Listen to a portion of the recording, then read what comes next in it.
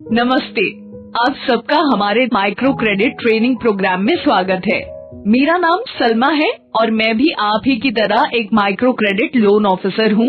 हमारी ब्रांच में एक नए साथी राहुल ने ज्वाइन किया है और उनकी ट्रेनिंग भी शुरू हो रही है। तो चलिए राहुल के साथ साथ हम सभी भी माइक्रो क्रेडिट के बारे में सीखते हैं। ये प्रोग्राम खास तौर पर उन एम्प्लॉयज के लिए है जो माइक्रो क्रेडिट के काम में कस्टमर के सीधे संपर्क में रहते हैं, जैसे कि लोन ऑफिसर। इस ट्रेनिंग में हम कई माइक्रो क्रेडिट से जुड़ी जरूरी और मूल यानी फाउंडेशन वाली चीजों को सीखेंगे, जैसे कि माइक्रो फाइनेंस क्या है, किसके लिए है, कैसे काम करता है, हमारे देश का फाइनेंशियल और माइक्रो क्रेडिट सेक्टर क्या है, माइक्रो क्रेडिट में करियर ग्रोथ का क्या स्कोप है, कस्टमर प्रोटेक्शन क्या है और उसकी क्या इम्पोर्टेंस है, सोर्सिंग, डिसबर्समेंट व कलेक्शन में से जुड़े प्रोसेस और प्रोफेशनल एथिक्स। ये सब हम वीडियो के जरिए सीखेंगे। आप सारे वीडियो ध्यान और तसल्ली से देखिएगा, पर ध्यान रहे कि ये सभी वीडियो सीरियल में चले। पहले वीडियो के बाद तीसरे वीडियो पर ना पहुँचे। सीरियल से एक एक करके सारे वीडियो देखें। अगर कुछ समझने में दिक्कत आ रही हो तो वीडियो दोबारा प्ले करें। एक बात और, ये प्रोग्राम सिर्फ माइक्रो क्रेडिट के फंडामेंटल्स को कवर करता है। इसके अलावा हर कंपनी के अपने अलग अलग रूल और प्रोसेस होते हैं और उनकी ट्रेनिंग कंपनी अलग से डिटेल में देती है। इस ट्रेनिंग के फाउंडेशन से आपको आगे ट्रेनिंग करने और नया सीखने में हेल्प मिलेगी। मैं आशा करती हूँ कि ये ट्रेनिंग आपको अच्छे से काम करना सिखाएगी और अपने करियर में सफलता के साथ आगे बढ़ने में मदद करेगी।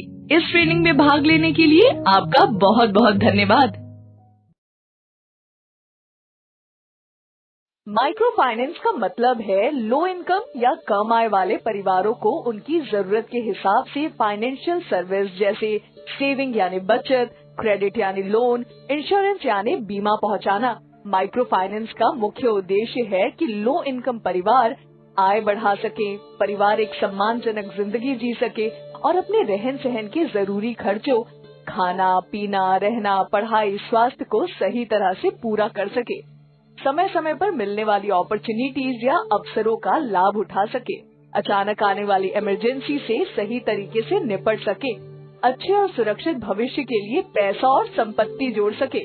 लो इनकम परिवार जानते हो क्या होता है? लो इनकम का मतलब तो कम आय हुआ ना?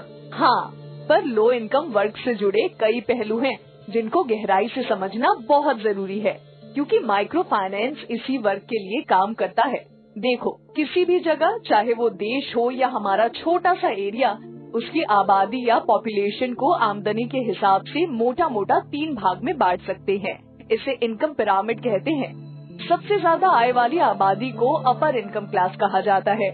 इनकी आय बहुत अच्छी होती है और हर तरह की सुविधा होती है, जैसे अच्छा खान पान, घर, संपत्ति, घर के सामान, गाड़ी, घूमना फिरना, पढ़ाई, अस्पताल आदि। और उनको अपनी जरूरतों के हिसाब से बैंक और फाइनेंस कंपनियों से आसानी से फाइनेंशियल सर्विसेज भी मिल जाती हैं। जैसे हमारे एरिया में शू फैक्ट्री के मालिक हैं, उनके पास तो किसी चीज की कमी नहीं है। बिल्कुल सही। दूसरा तबका मिडिल इनकम या मध्यम वर्ग का होता है। इस वर्ग के लोग ज्यादातर नौकरी पेशा होते हैं और इनके पास भी जरूरत की ठीक ठाक सुविधाएं होती हैं, जैसे घर, गाड़ी, पढ़ाई, अस्पताल आदि। इस वर्ग को भी अपने लिए फाइनेंशियल सर्विसेज बैंक और फाइनेंस कंपनियों से मिल जाती है, जैसे कि शू फैक्ट्री में काम करने वाले अफसर। हाँ, सही कहा। कुल आबादी में इन दोनों ही वर्ग के लोगों की संख्या कम भी होती है और ये माइक्रो फाइनेंस के कस्टमर भी नहीं है, क्योंकि ये अपनी जरूरतों के हिसाब से फाइनेंशियल सर्विसेज बैंक और फाइनेंस कंपनियों से ले सकते हैं। इन दोनों वर्गों से बहुत बड़ा तबका लो इनकम का होता है और इनकी फाइनेंशियल सर्विसेज जरूरतों को माइक्रो फाइनेंस पूरा करता है, क्योंकि उनकी जरूरतें माइक्रो मतलब छोटी होती हैं। लो इनकम परिवार की कुछ विशेषताएं भी होती हैं। जैसा तुमने कहा, आय तो कम होती ही है, साथ ही साथ आय अनियमित भी होती है, कभी कम कभी ज्यादा, कुछ नहीं, और अनप्रेडिक्टेबल भी होती है, यानी भविष्य की इनकम के बारे में पक्का नहीं होता। ये लोग इनफॉर्मल सेक्टर में लो स्किल और कम आय वाले कामों से आमदनी कमाते हैं। ये लोग सामाजिक और शिक्षा के स्तर पर भी पीछे होते हैं और कई बार पिछड़े इलाकों से भी आते हैं। इनके पास घर, संपत्ति, पौष्टिक खाने और जरूरी सुविधाएं जैसे पढ़ाई, अस्पताल की भी कमी रहती है। हमारे आसपास ज्यादातर लोग इसी कैटेगरी में आते हैं, जैसे मजदूर, ड्राइवर, सफाई करने वाले, सब्जी और छोटी मोटी दुकान चलाने वाले और भी बहुत सारे व्यवसाय करने वाले लोग। और हाँ, ऐसे परिवार की महिलाएं आर्थिक, सामाजिक और पढ़ाई के मामले में और भी ज्यादा पिछड़ी होती हैं। और इन कारणों की वजह से ऐसे परिवार कम आय के चक्रव्यूह में फंसे रहते हैं। पूंजी, पढ़ाई और स्किल नहीं है तो कम आय होती है, और कम आय है तो कम सुविधाएं जैसे अच्छा खान पान, स्वास्थ्य, पढ़ाई। तो आगे कैसे बढ़े? सलमा जी, एक उदाहरण से समझाइए। जरूर, इसे हमारे ही एक कस्टमर के उदाहरण से समझते हैं। जरा वो फाइल देना तो। देखो, ये लोन एप्लीकेशन फाइल है। कल ही मैं बीना के परिवार से मिल के आई थी। बीना घर से ही एक छोटी सी किराने की दुकान चलाती है। दुकान में थोड़ी बहुत इनकम आती है और घर के खाने पीने की थोड़ी जरूरतें भी पूरी हो जाती हैं। ये सुरेश है, बीना का पति, जो मिस्त्री का काम करता है, बहुत मेहनती है। सुरेश और बीना की 2 लड़कियां और 1 लड़का है। बड़ी लड़की सीमा की शादी हो चुकी है। सीमा से छोटा अरुण पास के ही शहर में ड्राइवर है और थोड़ा बहुत कमा लेता है। सबसे छोटी पिंकी अभी 12वीं में पढ़ रही है। सुरेश की माँ भी उनके साथ रहती है और घर में एक गाय है, उसकी देखभाल करती है। और ये सब लोग साथ में सुरेश के पुश्तैनी घर में रहते हैं। तो देखो, इनकम के सोर्स तो कई हैं। बीना की दुकान है, सुरेश और अरुण की मजदूरी है, गाय का दूध भी बेच लेते हैं। पर दिक्कत ये है कि इनमें से किसी की भी इनकम रेगुलर नहीं है। कई बार सुरेश और अरुण को काम नहीं मिलता और दुकान में भी बिक्री कभी ऊपर कभी नीचे, खर्चे भी पूछ के नहीं आते हैं। इसी अनियमित इनकम और खर्चों की वजह से बचत भी नहीं हो पाती है और आगे की प्लानिंग मुश्किल होती है। अब जैसे मिडिल क्लास फैमिली को कुछ बड़ा खर्चा करना हो तो वो धीरे धीरे अपनी इनकम से पैसे जोड़ लेते हैं, क्योंकि उनकी आय खर्चे से ज्यादा और रेगुलर है। पर बीना का परिवार अपनी कम और अनियमित इनकम की वजह से बचत ठीक से नहीं कर पाता है और बहुत सारी जरूरतें लोन लेके पूरा करता है। इसीलिए इस वर्ग में लोन की बहुत वैल्यू और जरूरत होती है।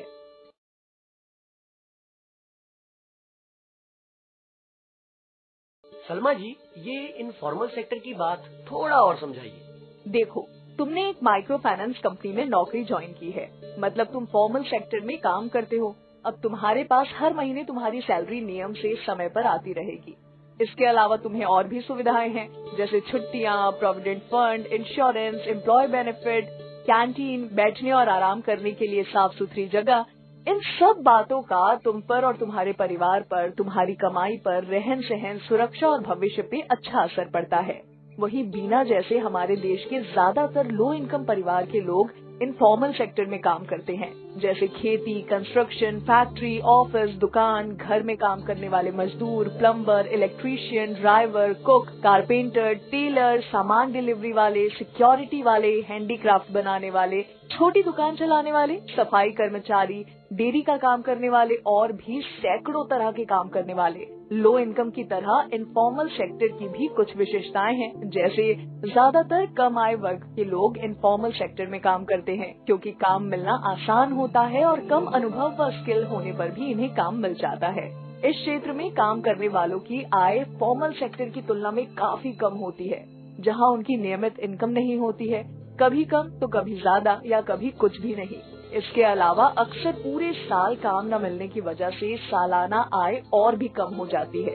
इस सेक्टर में काम करने वाले लोग या तो खुद का कोई काम कर रहे होते हैं या तो कहीं पर डेली वेज लेबर की तरह काम करते हैं। अगर सैलरी होती भी है तो बहुत कम। इनफॉर्मल सेक्टर में काम करने वालों को आय के अलावा कोई और सुविधाएं नहीं मिलती हैं, जैसे पेड छुट्टी, प्रोविडेंट फंड, इंश्योरेंस आदि, और नौकरी से कभी भी इन्हें हटाया जा सकता है। इस सेक्टर में काम करने वाले लोगों पर श्रमिक कानून या लेबर लॉ लागू नहीं होता, इसलिए इनकी काम करने की दशा भी अच्छी और सुरक्षित नहीं होती है। पर इन सब मुश्किलों के बावजूद इनफॉर्मल सेक्टर में काम करने वाले लोग बहुत मेहनती, उद्यमी और जुझारू होते हैं और अपने बल पर कमाई करते हैं। देश की अर्थव्यवस्था में इनका बड़ा योगदान होता है और फॉर्मल सेक्टर भी इनके ऊपर बहुत निर्भर करता है। देखा जाए तो हम सब की सबसे जरूरी चीजें, खाना, मकान, दुकान, कपड़ा, सफाई आदि इनफॉर्मल सेक्टर से ही पूरी होती है। देश की इकोनॉमी और समाज का विकास लो इनकम और इनफॉर्मल सेक्टर के लोगों के आगे बढ़ने से ही होता है। इसीलिए इनकी तरक्की मतलब देश की तरक्की।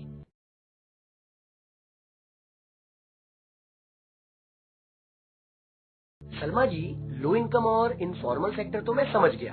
अब ये बताइए कि फाइनेंशियल सर्विसेज क्या होती हैं और लो इनकम घरों के लिए ये क्यों जरूरी है। किसी भी व्यक्ति या परिवार को समय समय पर अलग तरह की जरूरतें होती हैं, जिनके लिए फाइनेंशियल प्रोडक्ट चाहिए होते हैं।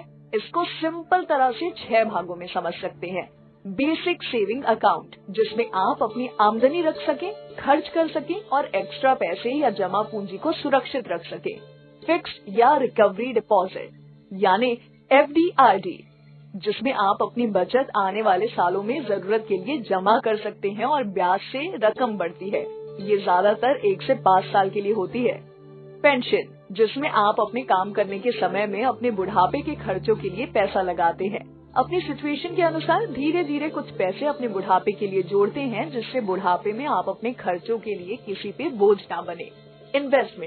इन्वेस्टमेंट में आप अपना पैसा म्यूचुअल फंड या शेयर या इन्वेस्टमेंट प्रोडक्ट में लगाते हैं, जिससे आपका ही पैसा और पैसा कमाए और भविष्य के लिए पूंजी इकट्ठा हो।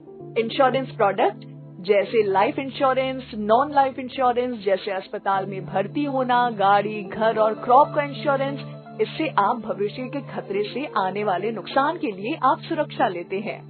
क्रेडिट या लोन परिवार की कई जरूरतों के लिए लेते हैं। जब आपके पास पैसा ना हो तो लोन के माध्यम से आप अपनी जरूरतें पूरी करते हैं। रोजगार के लिए जैसे गाय, दुकान, ऑटो, कोई बड़ा सामान जैसे घर, गाड़ी, दुकान, जमीन खरीदने के लिए, अचानक होने वाले खर्च के लिए जैसे पढ़ाई, एक्सीडेंट, इमरजेंसी, कई सोशल या फैमिली फंक्शन जैसे शादी या मौत।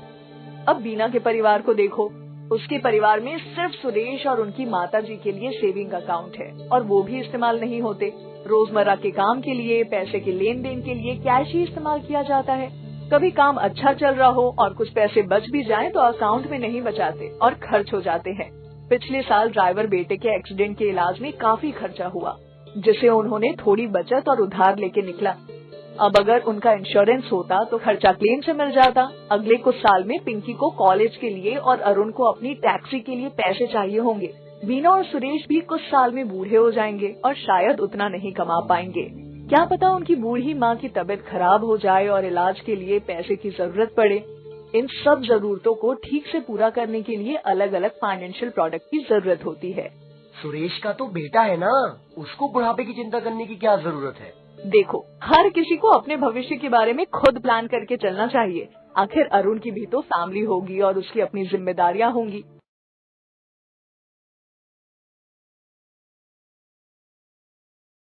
फाइनेंशियल प्रोडक्ट्स तो बहुत जरूरी हैं, तो लो इनकम परिवार इनका इस्तेमाल क्यों नहीं करते? जटिल समस्या है जिसके कई कारण हैं। डिमांड यानी कस्टमर की तरफ से और सप्लाई यानी बैंक और फाइनेंशियल कंपनियों की तरफ से। कस्टमर की तरफ से देखो, उनकी आय कम है और अनियमित है, इसके चलते कमाई रोज के जरूरी खर्चों में ही चली जाती है। जो थोड़ा बहुत बचता भी है वो उसको अपने पास ही रख लेते हैं कि कहीं अचानक कोई खर्चा ना आ जाए, और इसी वजह से फाइनेंशियल प्लानिंग नहीं कर पाते हैं और फाइनेंशियल प्रोडक्ट भी नहीं ले पाते हैं।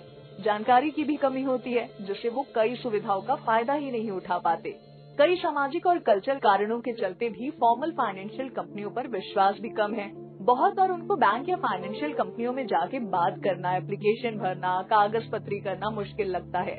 बैंक या फाइनेंशियल कंपनियां कई बार उनके घर से दूर होती हैं और वहां जाना मतलब पैसा और समय खर्च करना। और लो इनकम परिवार की जरूरतों के हिसाब से फाइनेंशियल प्रोडक्ट होते भी नहीं है, जैसे कि बहुत छोटा लोन या कम प्रीमियम का लाइफ इंश्योरेंस। तो कस्टमर सोचता है कि ये सब हमारे लिए ठीक नहीं है। दूसरी तरफ बैंक या फाइनेंशियल कंपनियों को भी इस सेगमेंट को सर्विस करना काफी मुश्किल होता है। लो इनकम लोगों के फाइनेंशियल प्रोडक्ट की जरूरत काफी कम अमाउंट की होती है, जिससे बैंक या फाइनेंशियल कंपनियों को प्रॉफिट नहीं होता। इसलिए ऐसे समझो कि लो इनकम परिवार सेविंग अकाउंट में 1000 से 2000 रुपए ही रखता है और दूसरा मिडिल या हाई इनकम परिवार लाखों में रुपए रखता है। बैंक के लिए ऐसा अकाउंट जिसमें ज्यादा रुपए हो वो ज्यादा फायदा का होता है। कई बार लो इनकम लोगों के पास पहचान और पते के सही कागज नहीं होते और न ही आमदनी का कोई ठोस सबूत। इस वजह से बैंक और फाइनेंशियल कंपनियों को उन्हें लोन देने में रिस्क लगता है। ज्यादातर बैंक और फाइनेंशियल कंपनियों के प्रोडक्ट और प्रोसेस लो इनकम के हिसाब से नहीं बने होते हैं। इन्हीं वजहों से बीना जैसे परिवार अपनी फाइनेंशियल जरूरतें इनफॉर्मल तरीके से पूरा करते हैं, जैसे रिश्तेदारी, पड़ोसी, दोस्तों से या फिर आसपास रहने वाले मनी लेंडर्स, साहूकार से या पैसे वाले लोगों से पैसा उधार लेकर। और हाँ, बीना जैसे परिवार अपनी हर तरह की जरूरतों के लिए लोन पर निर्भर होते हैं चाहे वो इमरजेंसी फंड की जरूरत हो या भविष्य में आने वाली जरूरत। आखिर उन्हें भी अच्छा खाना चाहिए, उन्हें रहने के लिए घर चाहिए, साफ सुथरा वातावरण चाहिए, बीमार होने पर सही वक्त पर इलाज चाहिए, अपने बच्चों को पढ़ाने लिखाने के लिए फीस का बंदोबस्त चाहिए, समाज में रिश्तेदारी निभाने के लिए भी पैसे लगते हैं और बचत नहीं होने की वजह से या फाइनेंशियल एसेट ना बना पाने की वजह से इन्हें लोन की आवश्यकता पड़ती है। और ज्यादातर लोन मनी लेंडर या इनफॉर्मल सेक्टर में बहुत ज्यादा इंटरेस्ट पर मिलता है, जिससे लो इनकम लोगों के लिए लोन एक तरह का ट्रैप हो जाता है, जिससे उनके लिए बाहर आना और फ्यूचर के लिए रुपए बचाना बहुत मुश्किल हो जाता है। हालांकि बैंक और फाइनेंशियल कंपनियां लोकल मनी लेंडर्स की तुलना में बहुत कम इंटरेस्ट रेट पर लोन देती है, लेकिन ये कस्टमर्स बैंक और फाइनेंशियल कंपनियों से सर्विस लेने में हिचकते हैं। क्यों हिचकते क्यों है? जैसे मैंने पहले बताया, बैंक्स फाइनेंशियल कंपनियों में जाना, अपनी जरूरत समझाना, एप्लीकेशन भरना, कागज देना उनको मुश्किल लगता है और वो सीधे कांटेक्ट करने में झिझकते हैं। लोन लेने के लिए उनके पास अपनी इनकम का प्रूफ या सिक्योरिटी देने के लिए कोई प्रॉपर्टी भी नहीं होती, जिसे हम लोग कोलैटरल बोलते हैं। इस वजह से लोन लेने में दिक्कत भी आती है और कोई क्रेडिट हिस्ट्री भी नहीं होती।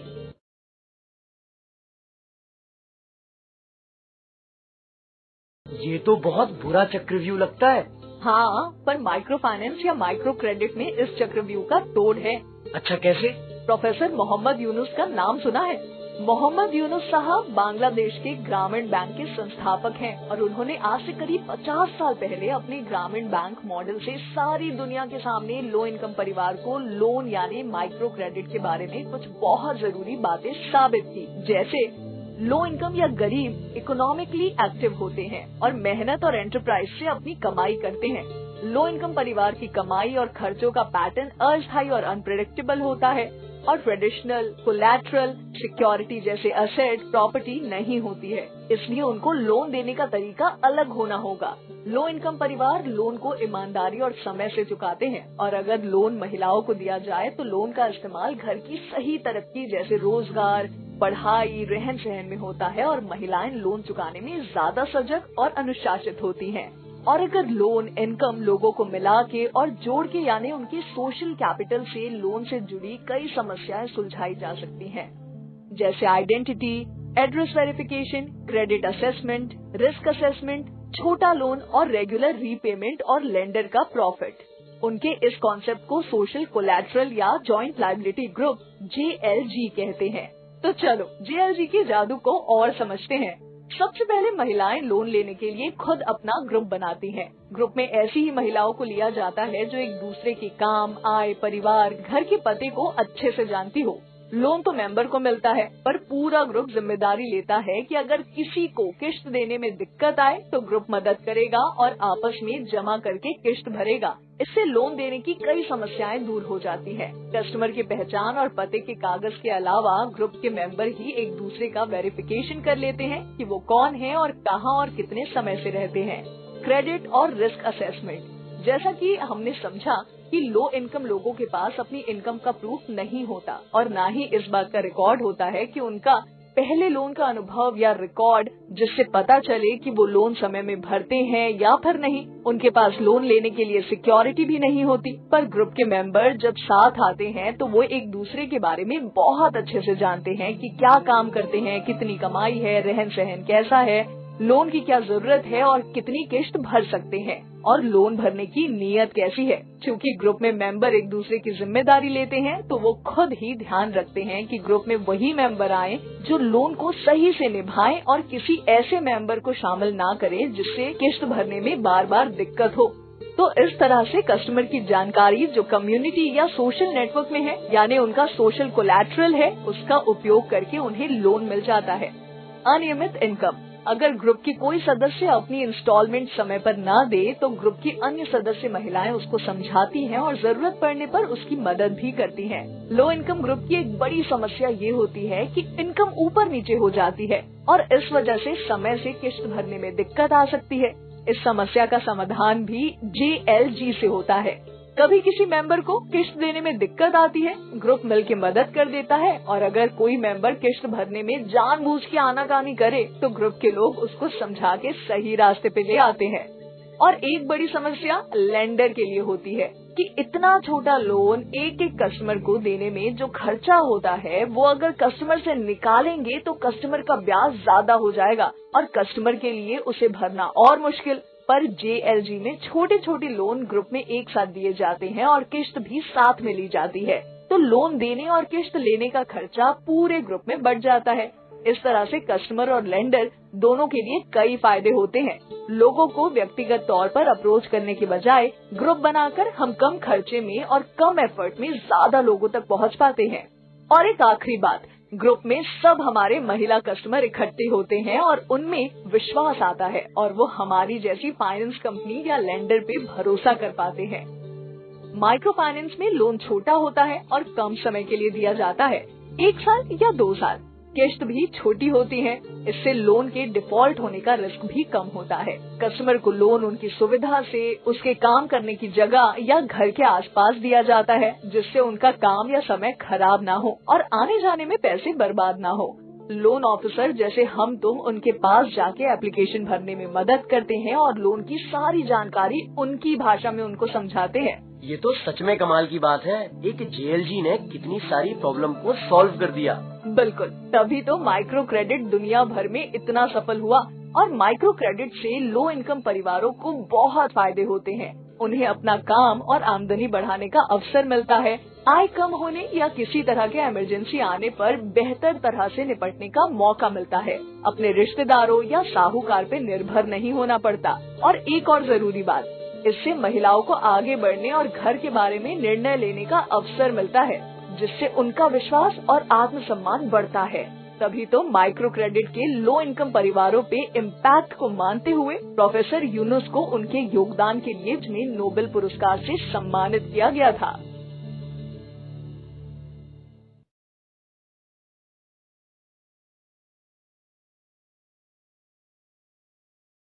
माइक्रो फाइनेंस का मतलब है छोटी रकम के फाइनेंशियल सर्विसेज और प्रोडक्ट को कम आय वाले परिवारों को उनकी जरूरतों के हिसाब से देना, जिससे वो अपने जीवन को बेहतर कर सके। क्योंकि माइक्रो फाइनेंस फाइनेंशियल सेक्टर का ही एक भाग है, इसलिए हमारे लिए माइक्रो फाइनेंस के साथ साथ देश के फाइनेंशियल सेक्टर को भी समझना जरूरी है। एक बात पूछूं, कई बार लोग जरूरत पड़ने पर अपने रिश्तेदारों या जान पहचान के लोगों से उधार ले लेते हैं या उनके पास पैसे भी जमा करा देते हैं। तो क्या यह आपसी लेन देन भी फाइनेंशियल सेक्टर का पार्ट है?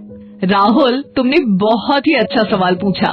जैसे रोजगार में इनफॉर्मल और फॉर्मल सेक्टर होता है, वैसे ही फाइनेंशियल सर्विसेज में भी इनफॉर्मल और फॉर्मल सेक्टर होता है। फाइनेंशियल सेक्टर में इनफॉर्मल का मतलब है कि दो पार्टियों के बीच पैसे का लेन देन जो सिर्फ आपसी विश्वास के भरोसे हो, सरकारी नियमों के अनुसार रेगुलेटेड ना हो, लेन देन का सही और पूरा डॉक्यूमेंटेशन ना हो, डिस्प्यूट या प्रॉब्लम आने पर उसके समाधान की सुरक्षा या उचित उपाय ना होना। जैसा कि हमने पहले सीखा था, लो इनकम परिवार अपनी फाइनेंस की जरूरतें बैंक या फाइनेंशियल कंपनियों से पूरी नहीं कर पाते और अपनी फाइनेंशियल जरूरतें जैसे बचत या लोन इनफॉर्मल सेक्टर मतलब अपने सोशल नेटवर्क जैसे रिश्तेदार, दोस्त, जान पहचान के लोगों के बीच ही पूरी करते हैं। इस तरह का इनफॉर्मल सिस्टम भरोसे पर चलता है। पहला, जान पहचान के लोगों का समूह जिनका आपस में भरोसा हो, और दूसरा, समय पड़ने पर एक दूसरे की मदद करने का भरोसा। पर इस तरह के सिस्टम की कई कमियां या कमजोरियां हैं।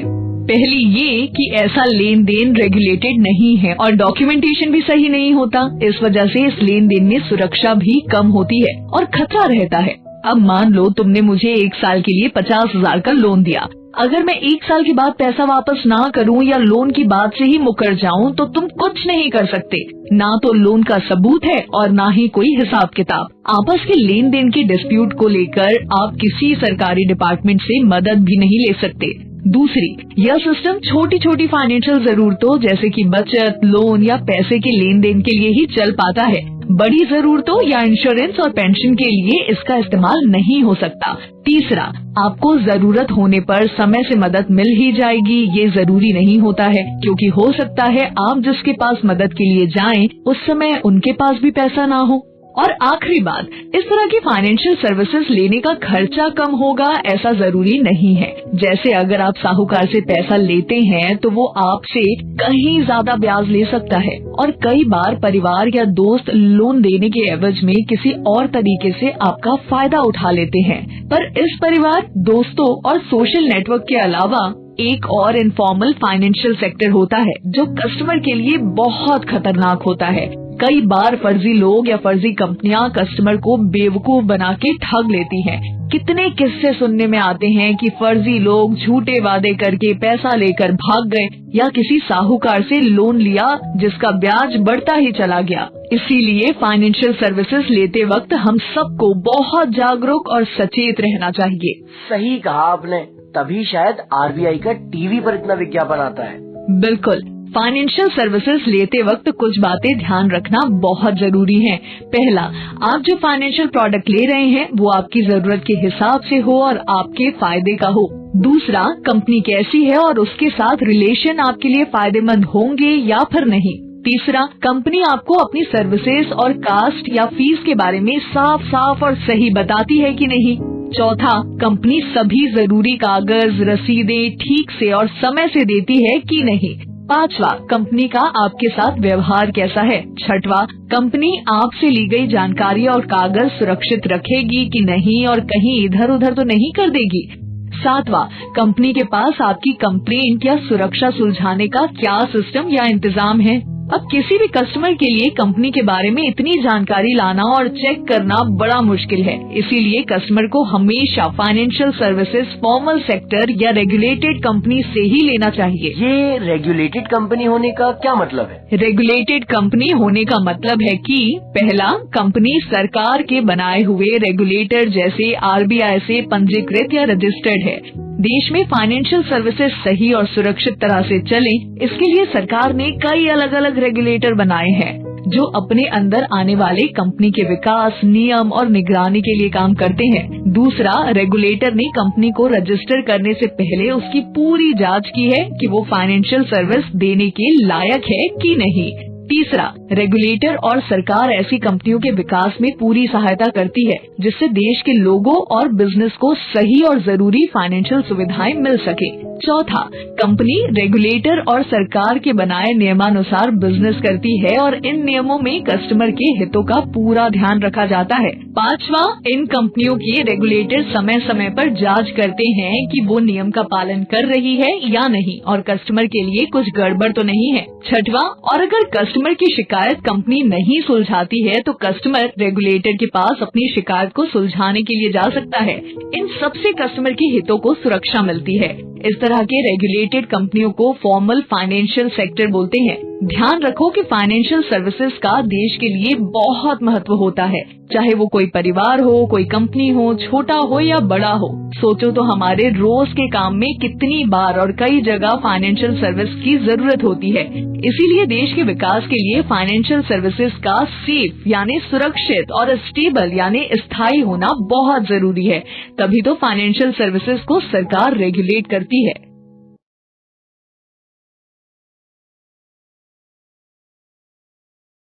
तो चलो अब हम अपने देश के फाइनेंशियल सेक्टर को समझते हैं। भारत में 4 मुख्य रेगुलेटर हैं जो कि अपने अधीन आने वाली कंपनियों के लिए नियम बनाते हैं। पहला, RBI, reserve bank of India. ये भारत का सेंट्रल बैंक है जिसके पास देश की अर्थव्यवस्था और फाइनेंशियल सेक्टर से जुड़ी बहुत सी जिम्मेदारी होती है और ये बैंक और नॉन बैंकिंग कंपनियों को भी रेगुलेट करता है। IRDAI, insurance regulatory and development authority of India, जो इंश्योरेंस कंपनियों, लाइफ इंश्योरेंस और जनरल इंश्योरेंस दोनों को रेगुलेट करता है। PFRDA, pension fund and regulatory and development authority, pension funds की रेगुलेशन और निगरानी करता है। SEBI, security and exchange board of India, SEBI का काम सिक्योरिटीज मार्केट या कैपिटल मार्केट या समझ लो शेयर मार्केट से जुड़ी कंपनियों को रेगुलेट करना है। क्योंकि क्रेडिट मार्केट और माइक्रो क्रेडिट आरबीआई के अंदर आता है तो आरबीआई के अंदर आने वाली कंपनियों को थोड़ा और समझते हैं।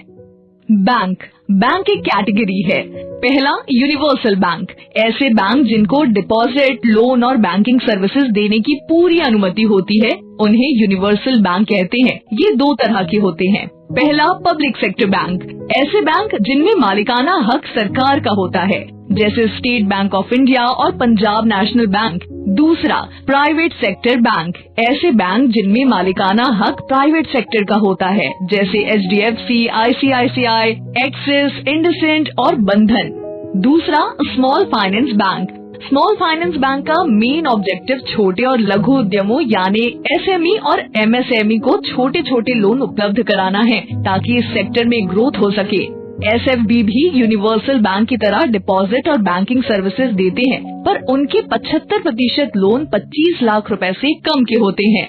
SFB की शुरुआत 2016 से हुई और इस समय 10 से ज्यादा SFB हैं, जिनमें से 8 तो NBFC MFI से कन्वर्ट होकर बने हैं। इसलिए SFBs का माइक्रो क्रेडिट में काफी महत्वपूर्ण रोल है। तीसरा, पेमेंट बैंक। पेमेंट्स बैंक का काम डिजिटल पेमेंट्स फैसिलिटीज को भारत के गांव-गांव तक पहुंचाना है, जिससे बैंक अकाउंट्स घर घर तक पहुंच जाए, जिससे सभी लोगों को पैसे के लेन देन में आसानी हो और सरकारी सुविधाएं भी सीधे लोगों के बैंक अकाउंट्स में दी जा सके। पेमेंट्स बैंक भी 2016 से शुरू हुए हैं और अभी 6 पेमेंट्स बैंक एक्टिव हैं। ये एक कस्टमर से 1 लाख से ज्यादा का डिपॉजिट नहीं ले सकते और इन्हें लोन देने की अनुमति नहीं है।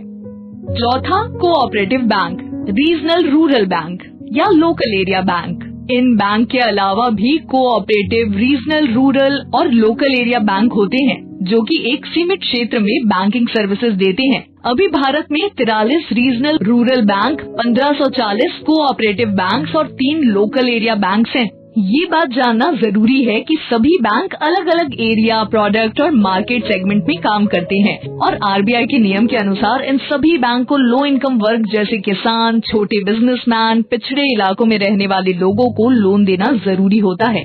इसलिए सभी बैंक अपनी अपनी तरह से अलग अलग प्रोडक्ट्स, लोन लो आय वर्ग को देते हैं। B, non bank financial company.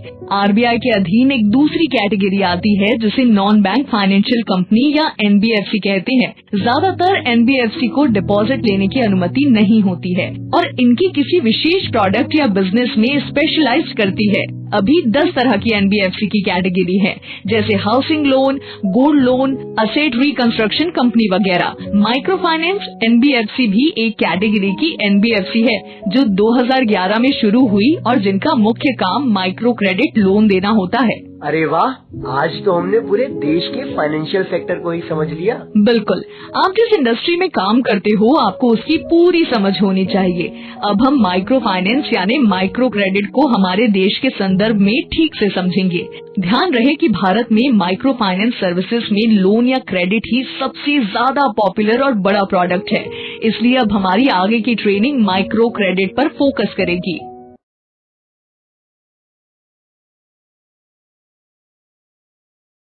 जैसे कि तुम्हें पहले बताया था कि प्रोफेसर यूनुस ने ग्रामीण मॉडल को दुनिया भर के कई विकासशील देशों में अपनी अपनी तरह से अपनाया। हमारे देश में भी इसके 2 मॉडल निकल के आए। पहला, नाबार्ड का SHG बैंक लिंकेज मॉडल और दूसरा JLG मॉडल। इन दोनों मॉडल के अलावा भी कई cooperative bank, regional rural bank हैं जो कम आय वाले परिवारों को फाइनेंशियल सर्विसेज देते हैं, पर इनका स्केल छोटा होता है।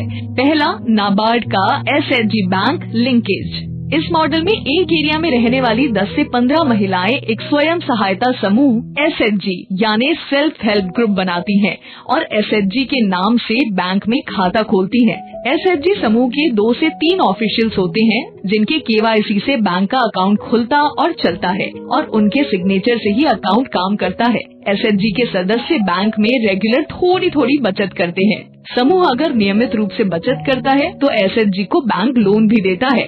SHG के सदस्य मिलकर बचत और लोन के इस्तेमाल के बारे में निर्णय लेते हैं और ग्रुप के सदस्यों का पूरा हिसाब रखते हैं कि किसने कितने पैसे जोड़े, कितना लोन दिया, ब्याज कितना बना। सदस्य SHG से लोन लेते हैं और बैंक से लिए गए लोन की जिम्मेदारी पूरे SHG की होती है। बैंक तो SHG का पैसा जमा करता है और लोन देता है। बैंक को ये नहीं पता होता कि SHG के अंदर लोन किसने लिया, किसने कितना पैसा जमा किया, SHG ने लोन किस दर पर दिया, किसने लोन नहीं चुकाया। ये सारा हिसाब SHG के सदस्य खुद मेंटेन करते हैं। SHG बनाने में, उनको बैंक से जोड़ने में, लोन लेने में, ग्रुप के सदस्यों के बीच का हिसाब रखने, मीटिंग करने में और फाइनेंशियल ट्रेनिंग में कई बार कोई NGO या SHG प्रमोटिंग एजेंसी मदद करती है। ये मॉडल काफी सफल है। नाबार्ड की रिपोर्ट के अनुसार 2020 में 55 लाख एसएचजीज ने करीब 1 लाख करोड़ रुपए का लोन ले रखा है। फाइनेंशियल सर्विसेज के अलावा कई बार एसएचजी मिलकर रोजगार भी करते हैं, मार्केटिंग करते हैं, अपने एरिया के विकास के लिए काम भी करते हैं। इससे महिलाओं और उनके परिवारों का तो भला होता ही है, उनके समुदाय और एरिया का भी विकास होता है। दूसरा, जीएलजी मॉडल।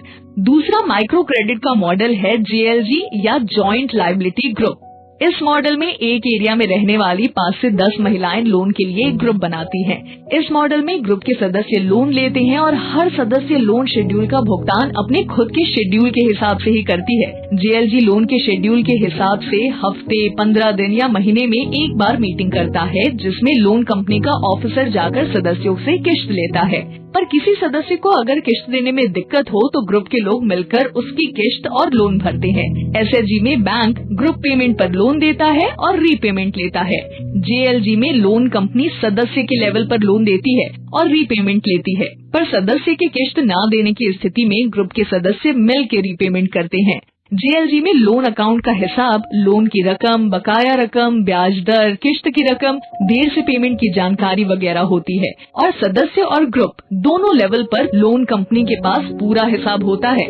अक्सर कई जीएलजीज को मिलाकर एक सेंटर बनाया जाता है, जिससे कई ग्रुप को एक साथ सर्व किया जा सके।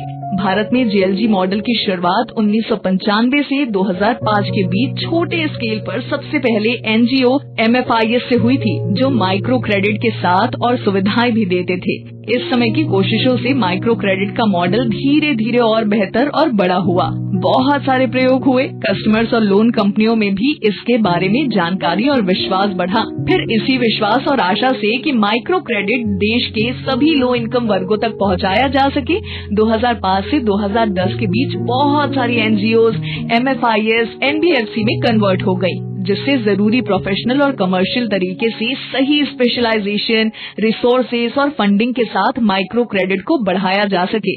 पर इस समय में माइक्रो क्रेडिट के ऊपर कोई रेगुलेशन नहीं थी और माइक्रो क्रेडिट का 1/3 से ज्यादा बिजनेस आंध्र प्रदेश में था। इस ग्रोथ और बढ़ते स्केल के समय में कुछ ऐसे भी उदाहरण आए कि कस्टमर ने अपनी जरूरत से कहीं ज्यादा लोन ले लिया, जिनको भरना उनके लिए बहुत मुश्किल हो गया था और माइक्रो क्रेडिट से भला होने की जगह उन कस्टमरों को नुकसान ज्यादा हुआ। इन घटनाओं से समझा गया कि अगर माइक्रो क्रेडिट समझबूझ के ना लिया दिया जाए तो कस्टमर और लोन कंपनी दोनों के लिए मुश्किल खड़ी हो सकती है। आरबीआई ने इन्हीं सब बातों जैसे माइक्रो क्रेडिट के तेजी से बढ़ते स्केल, कम आय वर्ग में माइक्रो क्रेडिट की जरूरतों और महत्वपूर्णता, कस्टमर के हित को सुरक्षित करने की जरूरतों को समझते हुए 2011 में एक नई एनबीएफसी एमएफआई कैटेगरी बनाई, जिसमें माइक्रो क्रेडिट के लेन देन के सभी नियमों को विस्तार से बताया गया। इन नियमों में कस्टमर के हित की भी सभी बातों का विशेष ध्यान रखा गया। आरबीआई के ये नियम बनाने से माइक्रो क्रेडिट सेक्टर को सरकार की मान्यता मिली और उससे जुड़ी लोन कंपनियां, इन्वेस्टर, कस्टमर का विश्वास और भी बढ़ा और माइक्रो क्रेडिट का उस समय से अब तक काफी विकास हुआ। इन्हीं सब सफलताओं के चलते 2015 से 2020 के बीच कई एनबीएफसी, एमएफआईज बैंक और एसएफबी बन गए और बहुत सारे बैंक और एनबीएफसी भी माइक्रो क्रेडिट लोन देने लगे। तो इस तरह से पिछले 10 वर्षों में माइक्रो क्रेडिट एक बहुत बड़ी इंडस्ट्री के रूप में तेजी से आगे आई और 2020 में बैंक, एसएफबीज, एनबीएफसी, एमएफआईज और एनबीएफसीज को जोड़कर 150 से भी ज्यादा रेगुलेटेड कंपनी माइक्रो क्रेडिट का लोन दे रही है। माइक्रो क्रेडिट के माध्यम से करीब 6 करोड़ कस्टमरों को 2.5 लाख करोड़ रुपए से ज्यादा का लोन मिला है। माइक्रो क्रेडिट बिजनेस में 3 लाख से ज्यादा लोग काम कर रहे हैं। माइक्रो क्रेडिट का बिजनेस देश के लगभग सभी राज्यों में 600 से ज्यादा डिस्ट्रिक्ट में फैला हुआ है। ग्रामीण और शहरी दोनों ही एरिया में माइक्रो क्रेडिट का बिजनेस सफलतापूर्वक काम कर रहा है। और राहुल, अभी भी ये इंडस्ट्री बिजनेस पोटेंशियल का सिर्फ 30% बिजनेस ही कर पा रही है, मतलब कम आय वर्ग के 30% लोगों तक पहुंच पाई है। इस हिसाब से देखें तो माइक्रो क्रेडिट सेक्टर में बहुत काम बाकी है और ग्रोथ के आगे बहुत संभावनाएं हैं। नए कस्टमर को सर्व करने के साथ साथ एग्जिस्टिंग कस्टमर्स की भी नई और अलग तरह की जरूरतें आती रहती हैं, जिनको पूरा करना है। जैसे जैसे कस्टमर आगे बढ़ेगा, इंडस्ट्री का बिजनेस बढ़ेगा, हमारे जैसे युवाओं के लिए कैरियर ग्रोथ के भी बहुत सारे अवसर मिलेंगे।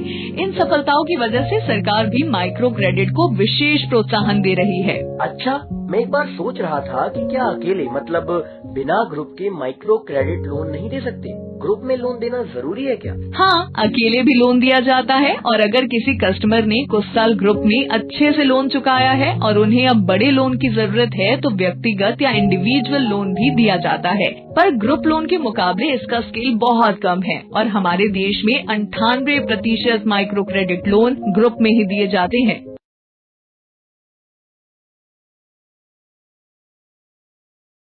अच्छा, मुझे नहीं पता था कि माइक्रो क्रेडिट इतनी बड़ी इंडस्ट्री है। पर एक बात नहीं समझ में आई कि माइक्रो क्रेडिट देने वाली कंपनियों के पास ये सब करने के लिए पैसा कैसे आता है? अच्छा सवाल है। जैसा कि मैंने बताया कि माइक्रो क्रेडिट एक सफल बिजनेस है जिसमें कंपनियां लो इनकम परिवारों को लोन देके और उनसे सही समय और ब्याज पर लोन रिकवरी करके प्रॉफिट कमा सकती है। इसीलिए बैंक और बड़ी इन्वेस्टर कंपनियां NBFCs वगैरह माइक्रो क्रेडिट देने वाली कंपनियों को लोन देते हैं। और तो और सरकार RBI से भी माइक्रो क्रेडिट देने वाली कंपनियों को प्रोत्साहन मिलता है और कई सरकारी बैंक, नाबार्ड और सीडबी जैसी संस्थाएं भी माइक्रो क्रेडिट कंपनियों को लोन देती हैं। पर मैडम, इसमें प्रॉफिट कितना और कैसे बनता है? देखो, माइक्रो क्रेडिट कंपनियां बैंक या इन्वेस्टर से 10 से 15% इंटरेस्ट पर पैसा लेते हैं और ये पैसा लो इनकम परिवारों को 20 से 25% ब्याज पर लोन देते हैं। ये जो 10% इंटरेस्ट मार्जिन बचता है उसका करीब 5 से 8% कंपनी के खर्चे में निकल जाता है, जैसे ऑफिस का रेंट, स्टाफ की सैलरी, लोन के नुकसान वगैरह। इस खर्चे के बाद करीब 2 से 3% की बचत होती है जो कि कंपनी का प्रॉफिट होता है। इसी प्रॉफिट से कंपनी और तरक्की करती है, फंडिंग लाती है और अपने इन्वेस्टर, कस्टमर्स और कर्मचारियों के हित में और काम कर पाती है। इतनी बड़ी कंपनी चलाने के लिए तो बहुत बड़ी व्यवस्था करनी होती होगी ना? बिल्कुल, माइक्रो क्रेडिट बिजनेस का स्ट्रक्चर काफी बड़ा होता है। आओ जरा इस चार्ट को देखो। किसी भी माइक्रो क्रेडिट कंपनी में एक पूरी कंपनी का मेन हेड ऑफिस होता है, फिर कुछ रीजनल लेवल ऑफिस होते हैं जो कि कुछ राज्य, डिस्ट्रिक्ट और एरिया के जिम्मेदार होते हैं। हेड ऑफिस के अंतर्गत कई डिपार्टमेंट होते हैं, जैसे बिजनेस डिपार्टमेंट जिसमें बिजनेस का फोकस होता है कि कैसे लोन और ब्रांच के बिजनेस को बढ़ाया जाए। हम लोग इसी डिपार्टमेंट के अंदर आते हैं। ऑपरेशन डिपार्टमेंट इस पर ध्यान देता है कि कंपनी में काम सही समय पर और नियम के तहत हो। फाइनेंस डिपार्टमेंट का काम कंपनी के लिए फंड्स के अरेंजमेंट और मैनेजमेंट से जुड़ा होता है। ह्यूमन रिसोर्सेज डिपार्टमेंट का काम एम्प्लॉय को रिक्रूटमेंट और उनकी ट्रेनिंग और उनकी जरूरतों को पूरा करना होता है। ऑडिट या रिस्क डिपार्टमेंट देखता है कि कंपनी के सभी डिपार्टमेंट कंपनी के नियमों के हिसाब से काम कर रहे हैं या फिर नहीं। रिस्क डिपार्टमेंट नजर रखता है कि रिस्क क्या है और उनसे कैसे निपटा जाए। फाइनेंस का बिजनेस रिस्की बिजनेस है और रिस्क डिपार्टमेंट पुराने डेटा और अनुभव के आधार पर रिस्क को कम करने के लिए स्ट्रेटेजी तैयार करता रहता है। कंप्लायंस टीम इस बात पर ध्यान देती है कि सभी सरकारी नियमों और रेगुलेशन का पालन हो। टेक्नोलॉजी डिपार्टमेंट का काम है कि कंपनी के सभी कंप्यूटर सिस्टम, सॉफ्टवेयर वगैरह हमारी जरूरतों के हिसाब से हो, जिससे हम अपना काम नियम के हिसाब से सही और आसानी से कर सके। तो ये तो हुआ हेड ऑफिस का स्ट्रक्चर। हेड ऑफिस के नीचे कंपनी के साइज के आधार पर जोनल ऑफिस, रीजनल ऑफिस और ब्रांचेस होती हैं। ऐसा डिवीजन इसलिए किया जाता है ताकि ब्रांचेस को समय से रिपोर्ट किया जा सके और उनकी निगरानी भी आसान हो। कंपनी की साइज और जरूरत के हिसाब से हेड ऑफिस के कुछ काम जैसे ट्रेनिंग, HR, ऑपरेशन, ऑडिट वगैरह नीचे के लेवल पर भी किए जाते हैं। सलमा जी, ये सब तो काफी कॉम्प्लिकेटेड लग रहा है। ये सब भी समझना होगा क्या?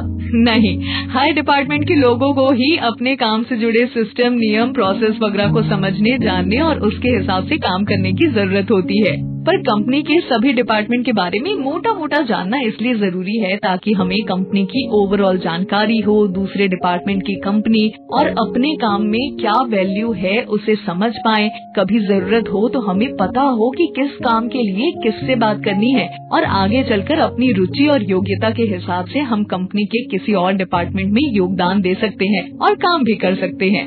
तो बस अब हमें अपने काम से जुड़े प्रोसेस और पहलुओं को विस्तार और गहराई से समझना है। आगे आने वाले मॉड्यूल्स में हम इन्हीं को सीखेंगे और डिस्कस करेंगे।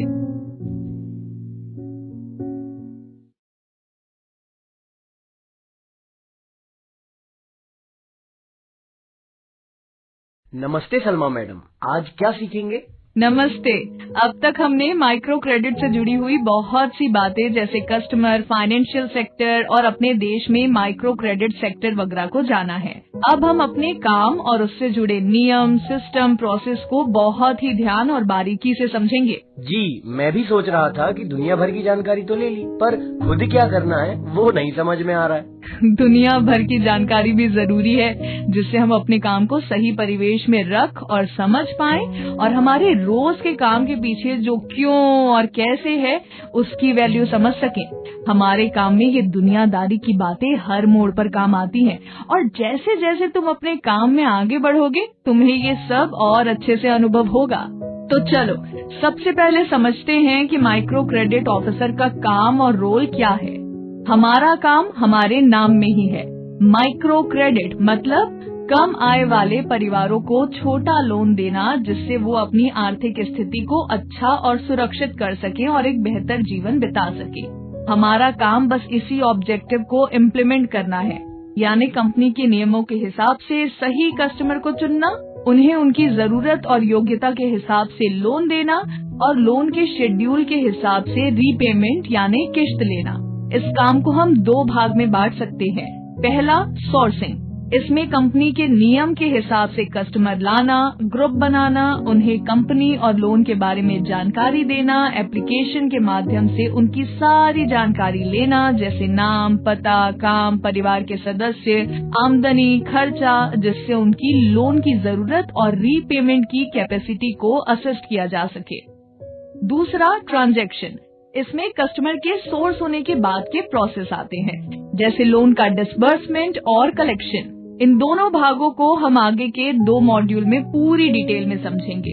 पर हमारे काम के कुछ मूल मंत्र हैं, गोल्डन रूल, जिन्हें कस्टमर के साथ काम करने का कोड ऑफ कंडक्ट कहते हैं। हमें काम करते वक्त इस कोड ऑफ कंडक्ट का पूरा ध्यान और पालन करना होगा। इनका ऑब्जेक्टिव है कि कस्टमर के हितों का हमेशा ध्यान रखा जाए और किसी भी हालत में कस्टमर के हित के अगेंस्ट हम काम ना कर सके। तुम तो जानते हो कि हमारे कस्टमर की आय कम और अनियमित होती है, सामाजिक और पढ़ाई का स्तर भी कमजोर होता है और इन्हें कई तरह की कठिनाइयों का सामना करना पड़ता है। इसलिए हमारी ये जिम्मेदारी है कि लोन देते वक्त हम उनके हितों का ख्याल रखें और ऐसा कोई काम ना करें जिनसे उन्हें नुकसान हो या उनका विश्वास टूटे।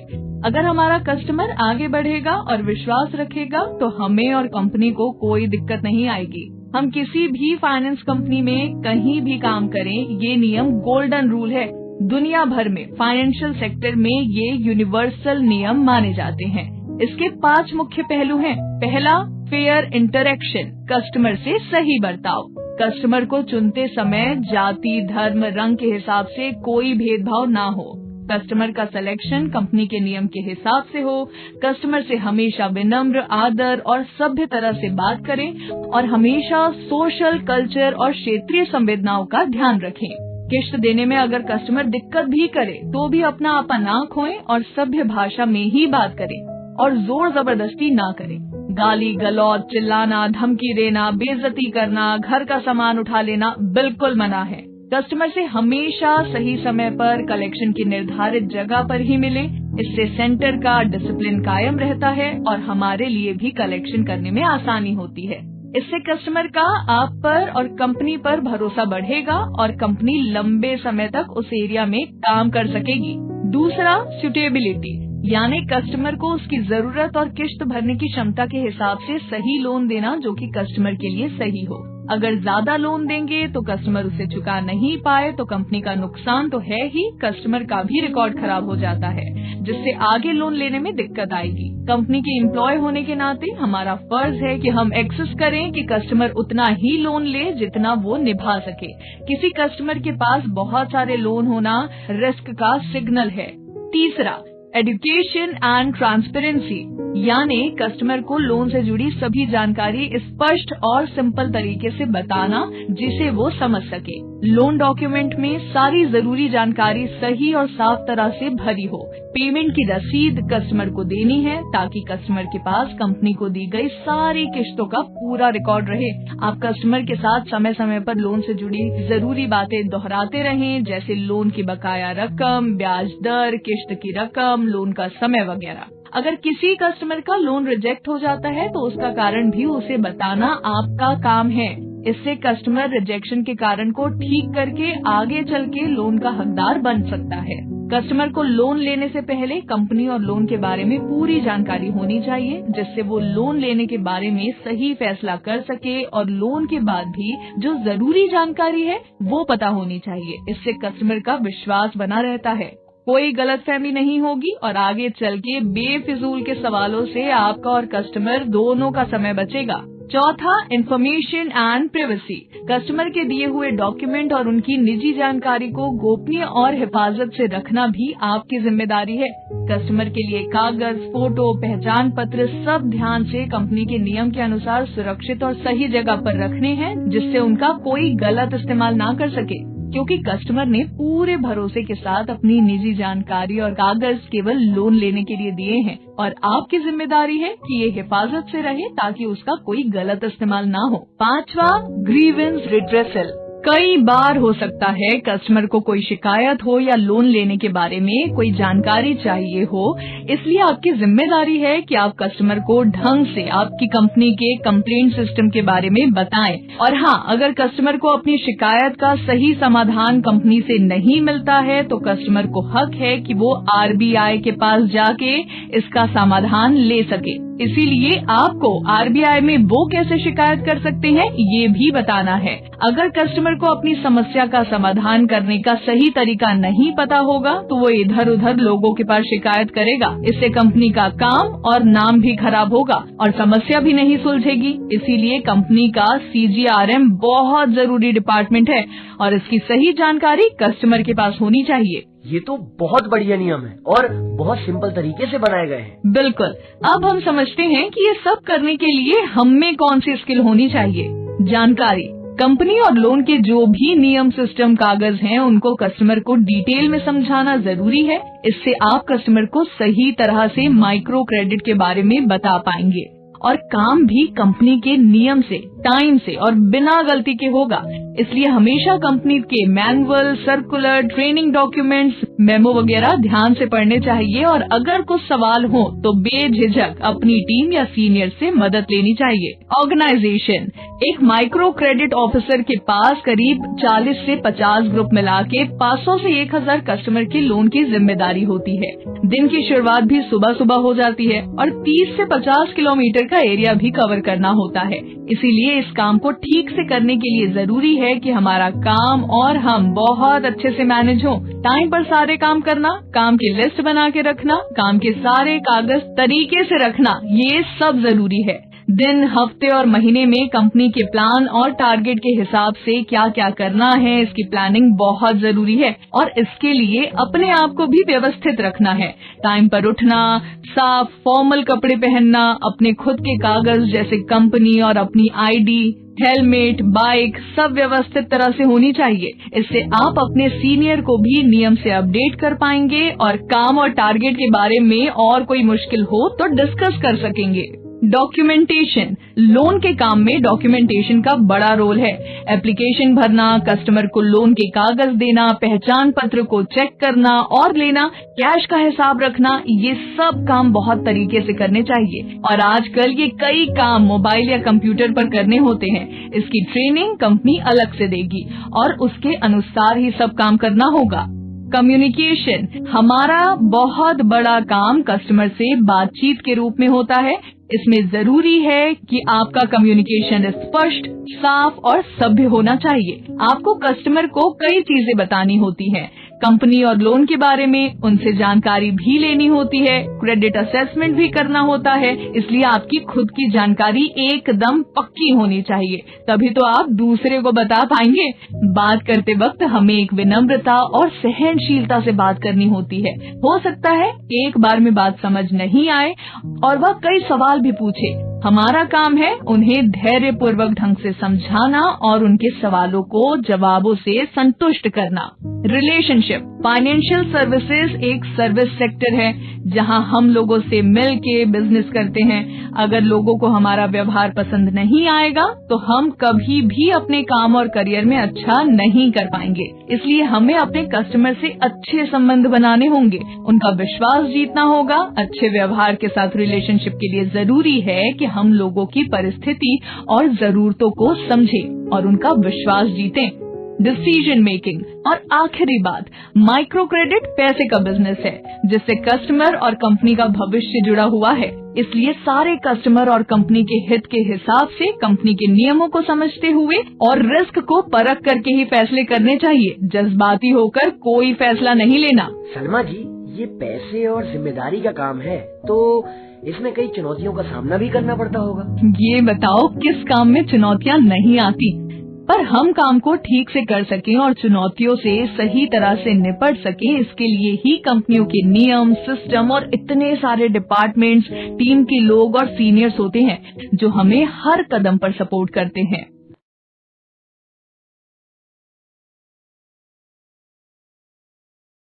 जरूर, पर मैं ये भी सोच रहा था कि ये माइक्रो क्रेडिट में काम करके हमें क्या फायदा है और आगे बढ़ने की क्या संभावनाएं हैं। ये तुमने बहुत सही बात पूछी।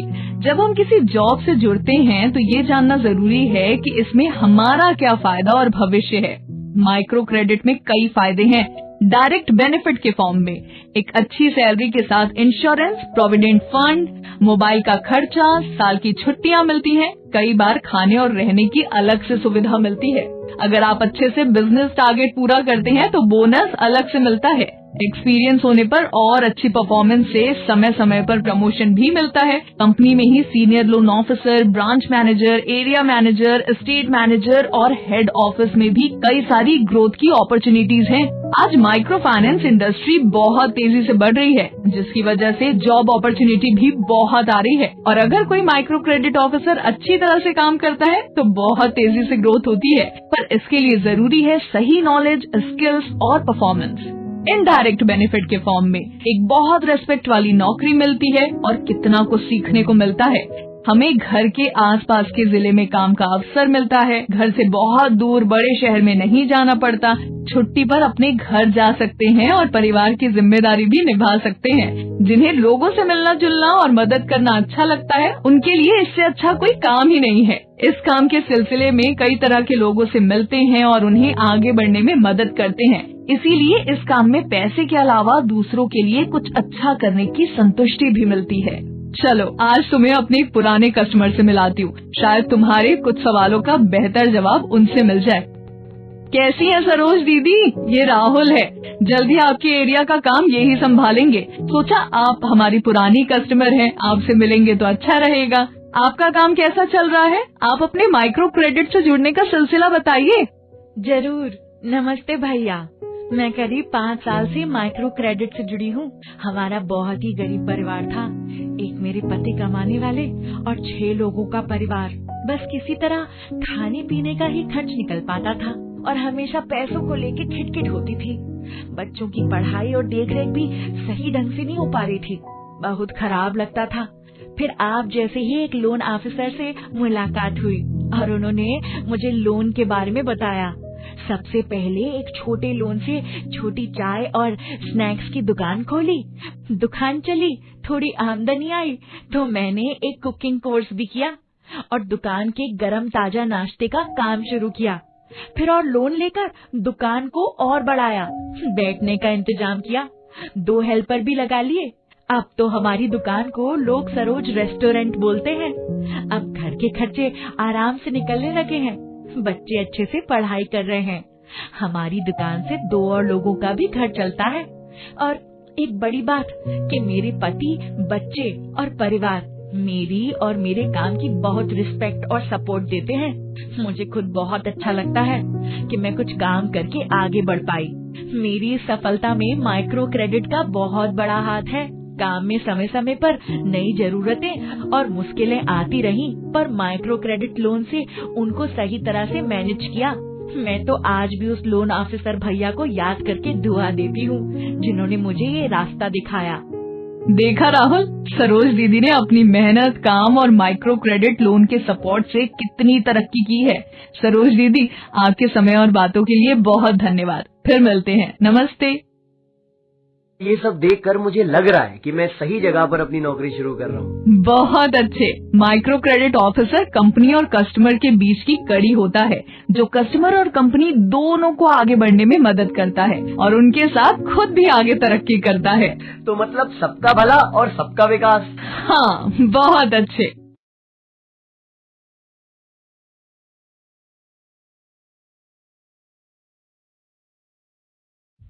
लोन ऑफिसर के दो मुख्य काम होते हैं। पहला सोर्सिंग यानी कस्टमर का सिलेक्शन और दूसरा सर्विसिंग मतलब लोन अप्रूवल के बाद कस्टमर को लेन देन के लिए सर्विस देना।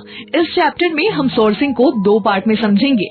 पहला एरिया सिलेक्शन, जिसमें बिजनेस शुरू करने और बढ़ाने के लिए एरिया सिलेक्शन के बारे में जानेंगे। कस्टमर सिलेक्शन में जानेंगे कि कस्टमर कहां से और कैसे लाने हैं, उनके ग्रुप और सेंटर कैसे बनाने हैं और मीटिंग में कस्टमर को क्या और कैसे बताना है, कस्टमर को लोन एप्लीकेशन और क्रेडिट असेसमेंट कैसे करना है। Area selection. लो इनकम लोग तो हर जगह होते हैं, तो माइक्रो क्रेडिट बिजनेस तो कहीं भी कर सकते हैं ना। सही कहा, लो इनकम देश के हर इलाके में है, पर याद रखो कि माइक्रो क्रेडिट लोन देना जिम्मेदारी का काम है। कोई सामान बेचना नहीं कि जो मिला उसे दे दिया। बहुत बातों का ध्यान रखना होता है। पहला ये कि लो इनकम कस्टमर में बहुत वैरायटी होती है। कहाँ रहते हैं, रूरल में या अर्बन में, अपना काम है या वेज अर्नर है, काम किसमें है, एग्रीकल्चर, सर्विसेज या मैन्युफैक्चरिंग, इनकम सोर्स सिंगल है या मल्टीपल, परिवार कितना बड़ा है, कमाने वाले कितने हैं। तुम ही बताओ, मुंबई में रहने वाले लो इनकम परिवार और बनारस में रहने वाले परिवार में कितना फर्क होगा। उनका काम, इनकम, लोन की जरूरत, रीपेमेंट की कैपेसिटी बहुत अलग होगी। इसीलिए कस्टमर को समझ के कस्टमर और कंपनी दोनों के हिसाब से लोन देने के लिए सही एरिया सिलेक्शन बहुत जरूरी है। दूसरा, कंपनी का अपना फोकस होता है, जैसे स्टेट, रूरल या अर्बन, नए या पुराने एरिया, एक खास तरह का व्यवसाय या सेक्टर। तीसरा ये कि बिजनेस और एक्सपेंसेस के हिसाब से उस एरिया में ब्रांच खोलना फायदेमंद है कि नहीं। सही कहा। तभी कंपनी अपने ऑब्जेक्टिव्स और बिजनेस के हिसाब से एरिया के कुछ इम्पोर्टेंट पहलू देखती है और इनका असेसमेंट करके किसी एरिया में काम करने का फैसला करती है। पहला, डिमांड, यानी वहाँ लो इनकम और पिछड़े वर्ग कितने हैं, उनका रोजगार, इनकम, रहन सहन और माइग्रेशन का पैटर्न कैसा है। सप्लाई, यानी वहाँ माइक्रो क्रेडिट देने वाली कितनी कंपनी है, उनका बिजनेस कितना और अनुभव कैसा है, और अगर कोई कंपनी नहीं है तो इसकी क्या वजह है। फॉर्मल फाइनेंशियल सेक्टर, यानी बैंक और फाइनेंशियल कंपनी कितने हैं और कहाँ हैं, और लो इनकम वर्ग फाइनेंशियल सेक्टर से कितना और कैसे जुड़े हैं। क्रेडिट रिकॉर्ड के मामले में एरिया कैसा है और लोग लोन चुकाने में कैसे हैं। लॉ ऑर्डर कैसा है और अपराध, चोरी, सोशल तनाव की सिचुएशन कैसी है। फिजिकल इंफ्रास्ट्रक्चर, यानी सड़क, बिजली, इंटरनेट, मोबाइल कनेक्टिविटी, रेंट के लिए बिल्डिंग की अवेलेबिलिटी कैसी है। सही सुविधाएं ना होने पर टाइम और पैसा ज्यादा लगता है और बिजनेस करना मुश्किल और महंगा हो जाता है। नेचुरल डिजास्टर, जैसे बाढ़, सूखा, भूकंप, साइक्लोन का कब, कितना, क्या असर रहता है। पर ये जानकारी मिलती कैसे है? दो तरीके हैं। सेकेंडरी डाटा कलेक्शन में गवर्नमेंट, आरबीआई, क्रेडिट ब्यूरो या प्राइवेट सोर्सेज से जानकारी लेते हैं, जैसे population, social economic education, law order का स्टेटस और banking services, internet, mobile, road, hospital की सुविधाएं। बस ध्यान रखना है कि जानकारी सही जगह से लें, क्योंकि इंटरनेट पे गलत जानकारी भी होती है। प्राइमरी डाटा कलेक्शन, जिसमें आप एरिया का सर्वे करके और वहाँ रहने वाले लोगों और काम करने वाले कंपनी और संस्थाओं से बात करके खुद जानकारी जोड़ते हैं। लोकल लोगों को बहुत ऐसी बातें पता होती हैं जो और कहीं नहीं मिल सकती। एरिया सिलेक्शन में कंपनी के सीनियर हमें गाइड करते हैं और जुड़ते हैं। ये सर्वे बस एक बार करना होता है? शुरुआत में तो जरूरी है, पर आजकल सब बहुत तेजी से बदल रहा है, इसलिए 1-2 साल में ये एक्सरसाइज कर लेनी चाहिए, जिससे कंपनी को बिजनेस और प्रोडक्ट एरिया और कस्टमर के हिसाब से बदलाव करने का फीडबैक मिलता रहे। और हाँ, एरिया के साथ कस्टमर सर्विस और बिजनेस के लिए ब्रांच लोकेशन का सही सिलेक्शन भी जरूरी है। इसमें दो बातें हैं। पहला, लोकेशन एंड कनेक्टिविटी, यानी ब्रांच बिजनेस एरिया के पास हो, जिससे ज्यादा कस्टमर्स को कवर कर सके और कस्टमर्स को भी भी ब्रांच आने में आसानी हो, ब्रांच पब्लिक ट्रांसपोर्ट से जुड़ी हो और bank, police station, petrol pump road के पास हो। स्पेस, सर्विसेज एंड सिक्योरिटी यानी ब्रांच सुरक्षित बिल्डिंग और जगह पे हो और पानी, बिजली, इंटरनेट, सफाई की सुविधाएं हो। बिजनेस के लिए कितनी बातों को देखना होता है ना। और क्या, तभी बिजनेस ठीक तरीके से चलता और बढ़ता है।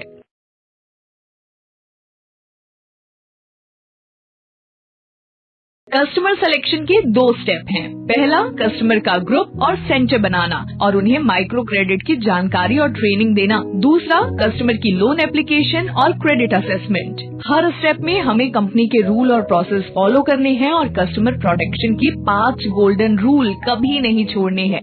गोल्डन रूल याद है ना? बिल्कुल। कस्टमर से अच्छा व्यवहार, कस्टमर को उनकी जरूरत और कैपेसिटी से लोन देना जिससे उनकी कमाई और भलाई हो, कस्टमर को लोन की सही और पूरी जानकारी देना, कस्टमर की जानकारी कंपनी के नियम से गुप्त और सुरक्षित रखना, कस्टमर के सवाल और शिकायतों का सही और समय से निवारण करना। वाह, तुमने तो बढ़िया से सीखा है। चलो आज फील्ड पे सीखेंगे कस्टमर का ग्रुप और सेंटर बनाना और उन्हें माइक्रो क्रेडिट की ट्रेनिंग देना। लोन ऑफिसर को हमेशा कस्टमर से सीधे कांटेक्ट करना चाहिए।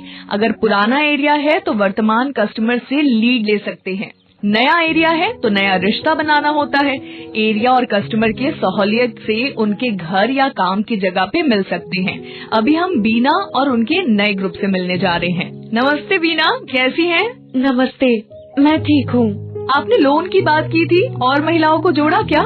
जी वो सब आपका ही इंतजार कर रही हैं। बैठिए, मैं सबको बुलाती हूँ। जब तक बीना आती है, ग्रुप और सेंटर के बारे में समझ लो। ग्रुप ब्रांच की 20 से 40 किलोमीटर के एरिया में बनाते हैं।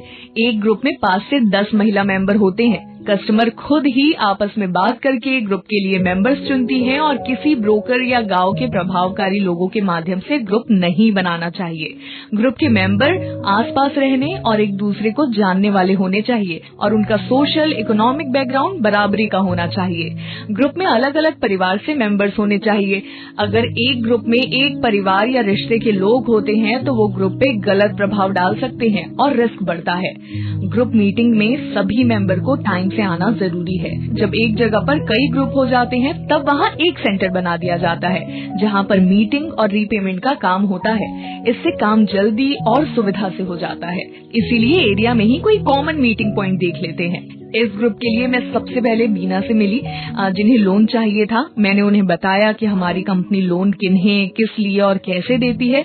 बीना ने ही अपने पास की जान पहचान की महिलाएं जिनको लोन चाहिए उनको जोड़ा। आज हम इस ग्रुप से पहली बार मिल रहे हैं तो हम उनको कंपनी के नियम, प्रोसेस और लोन की जानकारी और ट्रेनिंग देंगे जिससे वो लोन के बारे में फैसला कर सके। इस प्रोसेस को हम कंपलसरी ग्रुप ट्रेनिंग CGT कहते हैं। जी समझ गया। अरे आप कुर्सी लीजिए। क्यों, आप हमें अपने साथ नहीं बैठाएंगे? बीना ने बताया कि आप सबको लोन चाहिए, पर सबसे पहले आपको कंपनी और लोन के बारे में जरूरी बातें समझाना जरूरी है। कंपनी से शुरू करते हैं। मेरा नाम सलमा है और ये मेरे साथी राहुल हैं। ये रहा हमारा ID। हम लोग एक ऐसी कंपनी से आए हैं जो पिछले 5 सालों से माइक्रो क्रेडिट या छोटे लोन देने के काम से जुड़ी है। कंपनी RBI से रजिस्टर्ड है। कंपनी का हेड ऑफिस मुंबई में है, पर इसका बिजनेस देश के कई राज्यों और जिलों में है। आपके जिले में हमारी 3 ब्रांच हैं और हम आपके एरिया से लगी ब्रांच से आए हैं। कंपनी आप जैसे कम आय वाली महिलाओं को कामकाज के लिए लोन देती है। अब लोन के बारे में ध्यान से समझें। लोन 5 से 10 महिलाओं के ग्रुप में दिया जाता है। ग्रुप के मेंबर समय से पेमेंट की जिम्मेदारी लेते हैं, यानी अगर किसी मेंबर को किश्त भरने में दिक्कत हो तो बाकी मेंबर मिल के किश्त भरते हैं। लोन छोटी रकम के होते हैं और आमदनी बढ़ाने और घर की जरूरतों के लिए दिए जाते हैं। लोन के लिए कुछ गिरवी नहीं रखना होता है। लोन 1 से 3 साल के होते हैं। लोन का रीपेमेंट हफ्ते, 2 हफ्ते, महीने की किश्त में किया जाता है। लोन लेने के लिए आपको प्रोसेसिंग फीस देनी होगी। साथ ही लोन के समय का जीवन बीमा भी होगा, जिसकी प्रीमियम फीस आपके लोन से ही काट ली जाएगी। इसके अलावा कोई फीस नहीं है। लोन का ब्याज RBI के नियम के अनुसार होता है। अगर आप चाहें बिना किसी पेनल्टी फीस के लोन जल्दी भी खत्म कर सकते हैं, पर किश्त देर से देने पर ब्याज की रकम बढ़ जाती है। लोन के लिए आपको अपना ID और फोटो देने होंगे और एप्लीकेशन भरी जाएगी। कंपनी आपके लोन लेने की जरूरत और लोन वापस करने की कैपेसिटी चेक करेगी और फिर कंपनी और आरबीआई के नियम से लोन देगी। इसके लिए आपके पहले से चल रहे लोन भी देखे जाएंगे।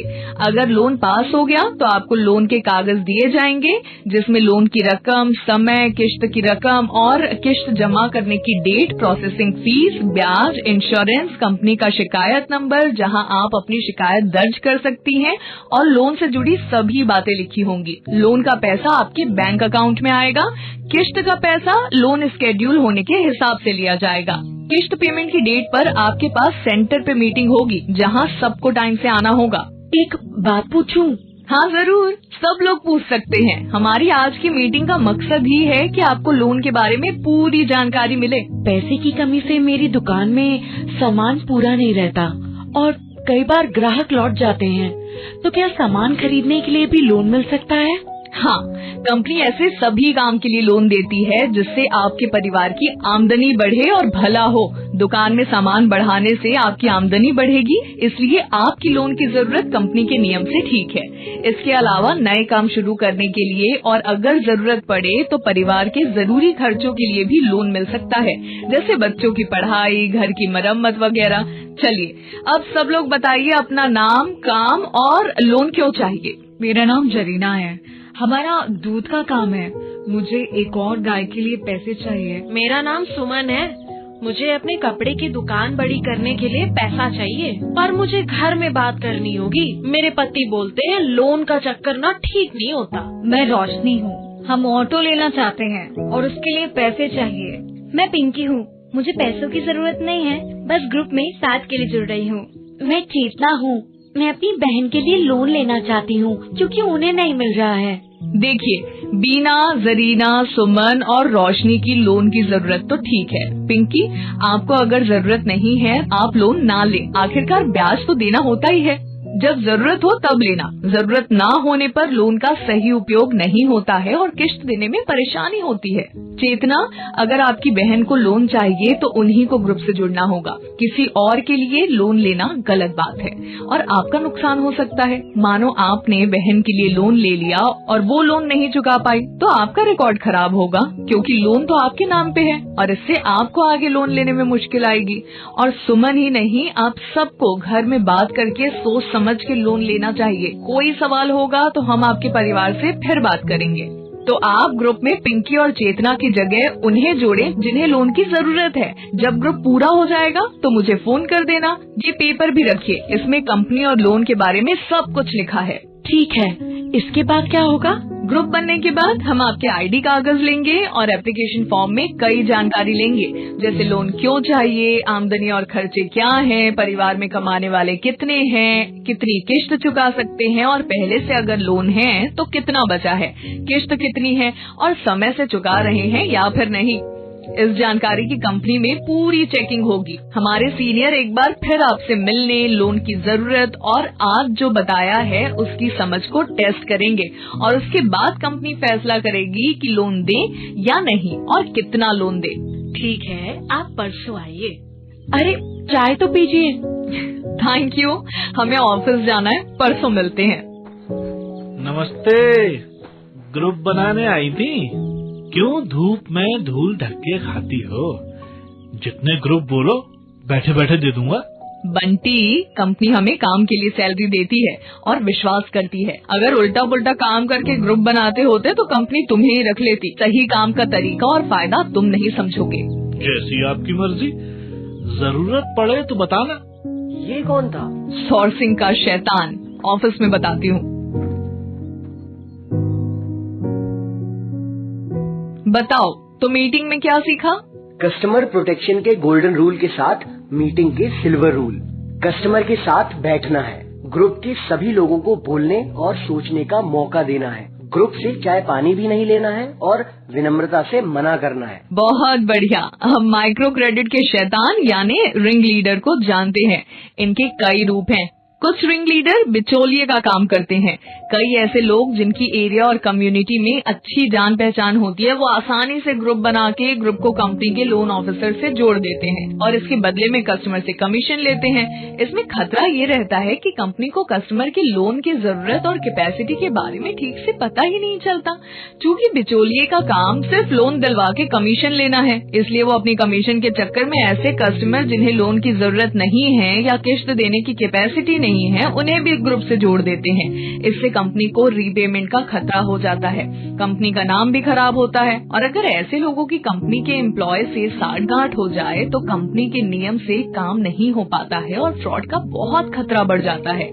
दूसरे तरह के रिंग लीडर वो होते हैं जो पूरा फ्रॉड का ही काम करते हैं। कस्टमर के नकली कागज बना के या नकली कस्टमर लाके कंपनी की लोन खुद पॉकेट कर लेते हैं और बाद में किश्त के लिए हम चक्कर काटते रहते हैं। नकली कस्टमर मतलब ये कि कस्टमर के कागज या कस्टमर को इकट्ठा करके ग्रुप बना के उनके नाम पे कंपनी से लोन ले लिया, पर कस्टमर से पूरा लोन खुद ले लिया और कस्टमर को कुछ रुपए दे दिया या कुछ झूठा वायदा कर दिया जैसे उनका लोन वो इन्वेस्टमेंट करके बढ़ा देंगे और किश्त भी चुकाते रहेंगे। भोले भाले कस्टमर लालच में फंस जाते हैं। तभी तो हम कस्टमर्स को हमेशा इस तरह के लोगों से सावधान रहने को बोलते हैं। ऐसे लोग कस्टमर और कंपनी दोनों के लिए खराब हैं, इसलिए बहुत जरूरी है कस्टमर से सीधे संपर्क करो। अगर आप कस्टमर प्रोटेक्शन के गोल्डन रूल के अनुसार कस्टमर को अच्छी सर्विस देते हैं तो ये कस्टमर ही हमें और कस्टमर बनाने में मदद करते हैं। अच्छी सर्विस से उनका हम पर विश्वास बढ़ता है और आगे खुद या किसी जानने वाले को लोन की जरूरत पड़ी तो वो हमें ही अप्रोच करते हैं। बिजनेस बढ़ाने के लिए शॉर्टकट मत लेना, इससे तुम्हारा, कस्टमर और कंपनी का नुकसान ही होना है। जी समझ गया, नो शॉर्टकट।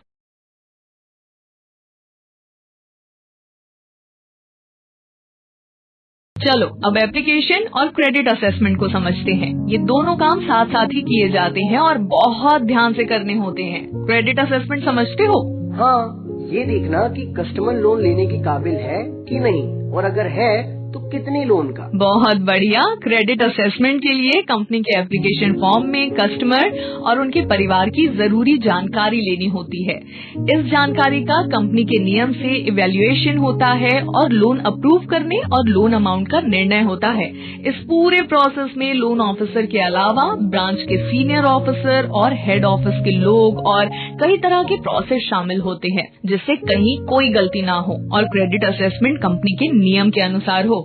ऐसा नहीं कि लोन ऑफिसर को कोई कस्टमर अच्छा लगा तो उसे लोन दे दिया और नहीं अच्छा लगा तो लोन रिजेक्ट हो गया। ये पूरा काम एक बहुत डिटेल सिस्टम और प्रोसेस से होता है। हर कंपनी आमतौर पर 5 बातों को देखती है। पहला, कस्टमर की आइडेंटिटी, पता और पर्सनल जानकारी। सबसे पहले लोन एप्लीकेशन में हम कस्टमर की जरूरी जानकारी लेते हैं जिससे ये पक्का हो जाए कि कस्टमर कौन है, कहाँ रहते हैं, क्या करते हैं, परिवार में कौन कौन है और उनका सोशल एजुकेशन स्टेटस क्या है। अक्सर लोन एप्लीकेशन फॉर्म में हम ये सब इन्फॉर्मेशन देखते हैं। नाम, जेंडर मेल और फीमेल, उम्र, डेट ऑफ बर्थ, पता, district, state, pin code, area, location, rural, semi urban और अर्बन, गवर्नमेंट आईडी जैसे वोटर आईडी और Aadhaar, bank account, education, illiterate, primary, secondary, high school, intermediate, graduate और post graduate. Social category, general, SC, ST, OBC या minority. Main occupation, agriculture, trade, service, manufacturing और life stock. रोजगार का तरीका, category of employment, self wage या salaried. वैवाहिक स्थिति, marital status, unmarried, married, separate, window. पति और परिवार की डिटेल्स, स्पाउस/फैमिली डिटेल्स। परिवार का composition, house hold composition, adult, children, earning और डिपेंडेंट। ये जानकारी हमें बहुत ध्यान से और बिल्कुल सही एप्लीकेशन फॉर्म में भरनी होती है। नाम, पता, एज और फैमिली डिटेल हमेशा कस्टमर के गवर्नमेंट आईडी से ही लो जिससे गलती ना हो और कस्टमर की आईडी जरूर चेक करो कि कहीं जाली या नकली तो नहीं है। बहुत बार लोग फर्जी आईडी बना रखते हैं, इसीलिए इसे चेक करना जरूरी है। दूसरी जरूरी प्रोसेस है कस्टमर के रहन सहन या लाइफस्टाइल को कैप्चर करना। लो इनकम कस्टमर के इनकम और खर्चे का ठोस सबूत जैसे सैलरी स्लिप, बैंक स्टेटमेंट नहीं होते हैं, इसीलिए रहन सहन से पता लगता है कि उनकी आर्थिक स्थिति कैसी है। रहन सहन के लिए हम कुछ जरूरी चीजें देखते हैं, जैसे अकोमोडेशन टाइप, घर उनका खुद का है, फैमिली का है या वो किराए पर रहते हैं। रेसिडेंस, घर में कब से हैं। कंस्ट्रक्शन टाइप, घर कच्चा है कि पक्का है। असेट्स, जमीन, घर, दुकान, गाय वगैरह है या नहीं। व्हीकल, किस तरह का व्हीकल है, cycle, 2 wheeler, 3 wheeler, 4 wheeler. Basic communities, toilet, sewage, पानी और बिजली की क्या व्यवस्था है। फैसिलिटीज, घर में सुविधाओं की क्या क्या चीजें हैं, जैसे TV, fridge, phone, cooker, gas, cooler वगैरह। स्कूलिंग, बच्चे किस तरह के स्कूल, कॉलेज में जाते हैं। एडिक्शन, और परिवार में किसी को नशे की लत तो नहीं है। तीसरा, कस्टमर लोन की जरूरत। लोन एप्लीकेशन के इस भाग में हम ये जानने की कोशिश करते हैं कि उनकी लोन की जरूरत क्या है, जिससे उन्हें सही प्रोडक्ट दे सके। इसके लिए हम इस तरह से जानकारी लेते हैं, लोन क्यों ले रहे हैं, काम के लिए या किसी जरूरी खर्चे के लिए, जैसे income, business, purchase of house hold item, education, housing improvement, emergency, consumption, social obligations like marriage, family events, festivals etcetera, paying for other loan. कितने लोन की जरूरत है, लोन अमाउंट, कितनी किस्त चुका पाएंगे, लोन कितने समय के लिए चाहिए और रीपेमेंट कैसे करना चाहेंगे। कस्टमर की कैश फ्लो यानी आमदनी और खर्चे का हिसाब। इस पार्ट में हम कस्टमर के परिवार के इनकम और खर्चे चेक करते हैं। महीने में आने वाली आमदनी के अलावा ये समझना भी जरूरी है कि इनकम के सोर्स क्या हैं और कितने हैं और ऊपर नीचे कितना होते हैं। परिवार के पूरे खर्चे कैप्चर करना होता है, जिससे महीने के खर्चे की पूरी पिक्चर समझ आ सके। कोर खर्चे जैसे घर, खाना, कपड़ा, फ्यूल, एजुकेशन, दवाइयाँ। यूटिलिटी खर्चे जैसे पानी, बिजली, मोबाइल, टीवी का बिल। परिवार और समाज के खर्चे जैसे त्योहार, रिश्तेदारी, पहले से चल रहे लोन की किस्त। ये खर्चे कैप्चर करते वक्त ध्यान रखना कि रेगुलर खर्चों के कुछ खर्चे जैसे स्कूल की फीस 3 महीने में या त्योहार साल में आते हैं, इनको भी फैक्टर करना है। इस आमदनी और खर्चे की एनालिसिस करने से ये पता चलता है कि कस्टमर महीने में कितनी किस्त भर सकता है और किस्त के हिसाब से हम कैलकुलेट कर सकते हैं कि कस्टमर को कितना और कितने समय का लोन देना है। मान लो कस्टमर को 30,000 रूपए का लोन देना है और कस्टमर 2,000 की किस्त भर सकता है, तो उसे 2 साल का लोन दिया जाएगा। अगर कस्टमर 3,000 किस्त दे सकता है तो उसे 18 महीने का लोन दिया जाएगा। आमतौर पे लो इनकम कस्टमर की किस्त आय के 30% से 50% से ज्यादा नहीं होनी चाहिए। तो अगर कस्टमर की इनकम 15,000 है तो उसके सारे लोन की किस्त मिला के 5,000 या 7,500 रूपए से ज्यादा नहीं होना चाहिए, जिससे वो घर के जरूरी खर्चे ठीक से निभा सके। क्योंकि अगर उसकी कमाई का 50% से ज्यादा किस्त भरने में ही चला जाएगा तो उसका बाकी खर्च कैसे चल पाएगा। कस्टमर को उसकी जरूरत और किस्त भरने की कैपेसिटी से सही लोन देना ही हमारा फर्ज है। अगर ज्यादा लोन देंगे तो कस्टमर उसे चुका नहीं पाएंगे तो कंपनी का नुकसान तो है ही, कस्टमर का भी रिकॉर्ड खराब हो जाता है, जिससे उसे आगे लोन लेने में दिक्कत आएगी। 5वां, कस्टमर की क्रेडिट हिस्ट्री। आखिरी पर एक बहुत इम्पोर्टेंट जानकारी होती है कि कस्टमर के पुराने और चालू लोन की जानकारी। कस्टमर ने अगर आरबीआई से रजिस्टर्ड कंपनियों से लोन लिए हैं तो इन सभी लोन की जानकारी कंपनी क्रेडिट ब्यूरो को भेजती है। हमारे देश में 4 क्रेडिट ब्यूरो हैं, जिनमें कस्टमर के लोन का सारा लेखा जोखा होता है, जैसे कितना लोन लिया है, कितने लोन बंद हैं, चालू लोन में कितना बकाया है और किस्त कितनी है, चालू लोन का रीपेमेंट कैसे चल रहा है और किस्त बीच में तो नहीं रोकी है। लोन एप्लीकेशन के समय कस्टमर से उनका क्रेडिट ब्यूरो रिकॉर्ड चेक करने की परमिशन लेते हैं और फिर उनका क्रेडिट ब्यूरो में रिकॉर्ड चेक करते हैं कि कंपनी के नियम से सब सही है या फिर नहीं। कंपनी इन 5 पार्ट की जानकारी को कंपनी के नियमानुसार एनालिसिस करती है।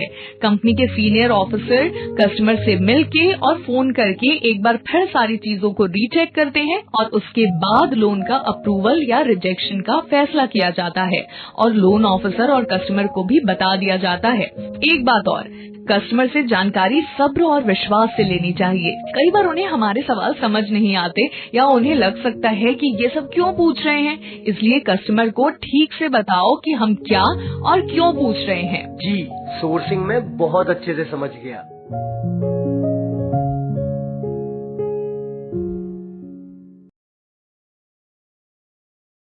राहुल, बीना वाले ग्रुप में सुमन और किरण के अलावा सबका लोन सैंक्शन हो गया है। बीना को फोन करके बाकी सबको कल 11 बजे ब्रांच में आने को बोल देना।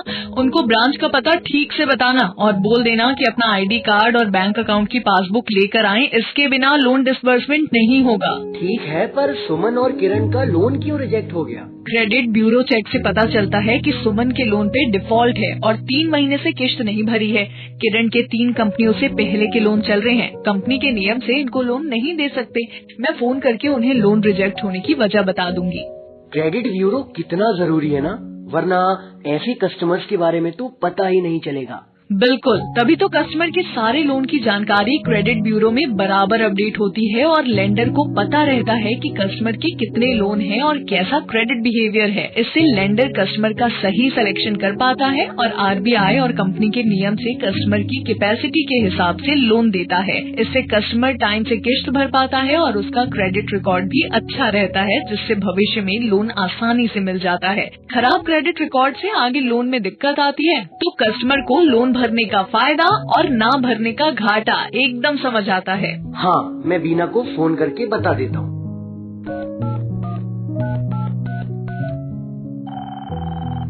नमस्ते बीना जी, मैं राहुल बोल रहा हूँ लोन कंपनी से।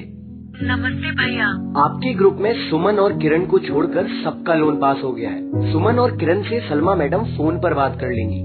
बाकी आप सबको कल सुबह 11 बजे तक ब्रांच जाना होगा डिसबर्समेंट के लिए। अपना आईडी कार्ड और बैंक खाते की पासबुक भी लेकर आनी है।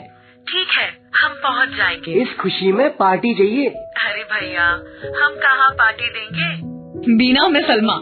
राहुल मजाक कर रहे थे। आप लोग बस लोन का सही इस्तेमाल कीजिए, किश्त समय से चुकाइए और आगे बढ़िए। हमारे लिए वही पार्टी है। तो कल मिलते हैं। नमस्ते। मैंने कुछ गलत बोला?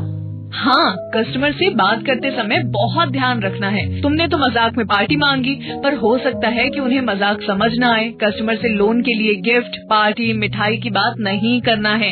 ये कोड ऑफ कंडक्ट के खिलाफ है। कस्टमर इसे गलत ले सकता है और शिकायत भी कर सकता है। सॉरी, एक्साइटमेंट में गलती हो गई। कोई बात नहीं, अब आगे से ध्यान रखना। चलो अब उनके लोन डॉक्यूमेंट्स रेडी कर लेते हैं ताकि उनको वेट न करना पड़े। ये है लोन एग्रीमेंट और loan card. Loan agreement company और कस्टमर के बीच लोन का एग्रीमेंट है, जिसमें 4 मेन जानकारी होती है। पहला, कंपनी की जानकारी और जिम्मेदारियां। दूसरा, कस्टमर की जानकारी और जिम्मेदारियां। तीसरा, लोन की जरूरी जानकारी जैसे लोन, किश्त, ब्याज दर और ब्याज की कुल रकम। लोन का समय, रीपेमेंट फ्रीक्वेंसी, किश्त की रकम और संख्या, प्रोसेसिंग फी, इंश्योरेंस की डिटेल्स और लोन से जुड़ी सभी शर्तें। चौथा, लोन से जुड़ी क्वेरी, शिकायत या सर्विस रिक्वेस्ट के लिए कंपनी का कस्टमर ग्रीवांस रिड्रेसल मैकेनिज्म का नंबर। और अगर कंपनी शिकायत को 30 दिनों के अंदर नहीं सॉल्व करती है तो आरबीआई में शिकायत करने की जानकारी। लोन एग्रीमेंट की कॉपी कस्टमर और कंपनी दोनों के पास रहती है। लोन कार्ड में लोन एग्रीमेंट का शॉर्ट फॉर्म होता है, जिसमें लोन की सबसे जरूरी बातें होती हैं, जिसे कस्टमर आसानी से पढ़ सके। और इसके अलावा लोन कार्ड पे कस्टमर के किश्त जमा करने की तारीख, किश्त अमाउंट होता है, जिसे कलेक्शन के समय हम अपडेट करते हैं और अपने सिग्नेचर भी करते हैं। कस्टमर से लेन देन के हर पेमेंट की रिसीट होनी चाहिए, जिससे बाद में कोई गलतफहमी या डिस्प्यूट ना हो। लोन कार्ड कस्टमर के पास रहता है और हर कलेक्शन मीटिंग में लाना कंपलसरी होता है। लोन डॉक्यूमेंट्स पे बहुत अच्छी पकड़ होनी चाहिए, जिससे हम कस्टमर को इनके बारे में ठीक से बता और समझा सके। आइए, नमस्ते। नमस्ते। सलमा जी नहीं दिख रही हैं। वो आ रही हैं। आप लोग बैठिए, मैं आपका काम शुरू करवा देता हूँ। आप लोग अपना आईडी कार्ड और बैंक की पासबुक लाए हैं ना? जी लाए हैं। कल कंपनी से फोन भी आया था। अच्छा, क्या पूछ रही थी? यही कि लोन क्यों और कितना लिया है और हमें ब्याज, किश्त, बीमा वगैरह के बारे में क्या जानकारी दी गई है और ब्रांच से लोग घर आए थे या नहीं। हाँ, ये लोन प्रोसेस का हिस्सा है, जैसे मीटिंग में बताया था। अब मैं आगे का प्रोसेस बता देता हूँ। पहले आपकी आईडी और बैंक की पासबुक चेक होगी, फिर आपको लोन एग्रीमेंट और लोन कार्ड दिया जाएगा, जिसमें लोन की सारी जानकारी है। इसे ध्यान से पढ़िए। इसमें वही सारी जानकारी है जो आपको मीटिंग में बताई गई थी, जैसे लोन और किश्त का अमाउंट, लोन प्रक्रिया फीस, ब्याज दर, इंश्योरेंस प्रीमियम फी और कवरेज। कोई सवाल हो तो पूछ सकते हैं। और अगर कोई शर्त मंजूर नहीं या आप में से कोई लोन लेना नहीं चाहता तो अभी भी मना कर सकते हैं। आप लोन एग्रीमेंट की एक कॉपी साइन करके हमें देंगे कि आपको लोन की सारी शर्तें मंजूर हैं। पूरी तरह से संतुष्ट होके ही डॉक्यूमेंट पे साइन कीजिएगा। इसके बाद लोन की रकम आपके बैंक के खाते में ट्रांसफर करा दी जाएगी। आज या कल में आपके अकाउंट में पैसे आ जाएंगे। आपके रजिस्टर्ड मोबाइल नंबर पर मैसेज भी आ जाएगा। अगर पैसे नहीं आते हैं या कोई भी दिक्कत होती है तो आप लोन कार्ड में दिए गए कंपनी के नंबर पर फोन कर सकते हैं। लीजिए, सलमा मैडम भी आ गई। नमस्ते, राहुल ने आपको सारी बातें समझा दी? जी मैडम, समझा दी है। ठीक है, फिर बस 2-4 बातें और हैं जो मैं बताना चाहती हूँ, ध्यान से सुनिएगा। पहला, लोन कार्ड को लोन पूरा होने तक संभाल कर रखिएगा। किस्त का हिसाब लोन कार्ड पे ही रहेगा। दूसरा, कुछ दिन में हम या कंपनी के कोई और अधिकारी लोन का इस्तेमाल चेक करने के लिए आएंगे। लोन जिस काम के लिए लिया गया है उसी के लिए इस्तेमाल करिएगा और आपकी पहली किस्त 15 दिन में आएगी, तब हम मिलते हैं। तीसरा, किस्त भरने में कभी कोई समस्या हो तो ग्रुप के मेंबर एक दूसरे की मदद करेंगे। और चौथा, कंपनी में आपकी समस्याओं और सवालों के लिए पूरी व्यवस्था है जिसकी जानकारी आपके लोन कागज में है। सबसे पहले आप कंपनी की ग्राहक सेवा शिकायत निवारण के नंबर पर कॉल कर सकते हैं। अगर समस्या का हल ना मिले तो आप MFIN के नंबर पे कॉल कर सकते हैं। MFIN माइक्रो क्रेडिट के देख-रेख और विकास के लिए काम करता है और अपने से जुड़ी MBFC MFIs के लिए RBI से मान्यता प्राप्त SRO है। ये सुविधा MFIN से जुड़ी NBFC MFIs के कस्टमर के लिए है। हमारी कंपनी MFIN से जुड़ी है, इसलिए हमारे कस्टमर इस सुविधा का उपयोग कर सकते हैं। और अगर 30 दिनों तक प्रॉब्लम का हल नहीं मिलता है या आप संतुष्ट नहीं हैं, तो आप RBI में भी शिकायत भेज सकती हैं। समझ गए। आप सबका धन्यवाद। अब हम चलते हैं। कितना अच्छा लग रहा है इनको खुश देख के। आशा है कि लोन सही से यूज हो।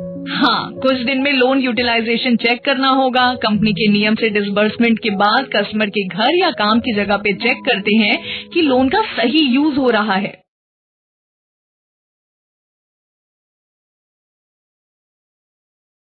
चलो अब लोन प्रोसेस के आखिरी स्टेप यानी कलेक्शन को समझते हैं।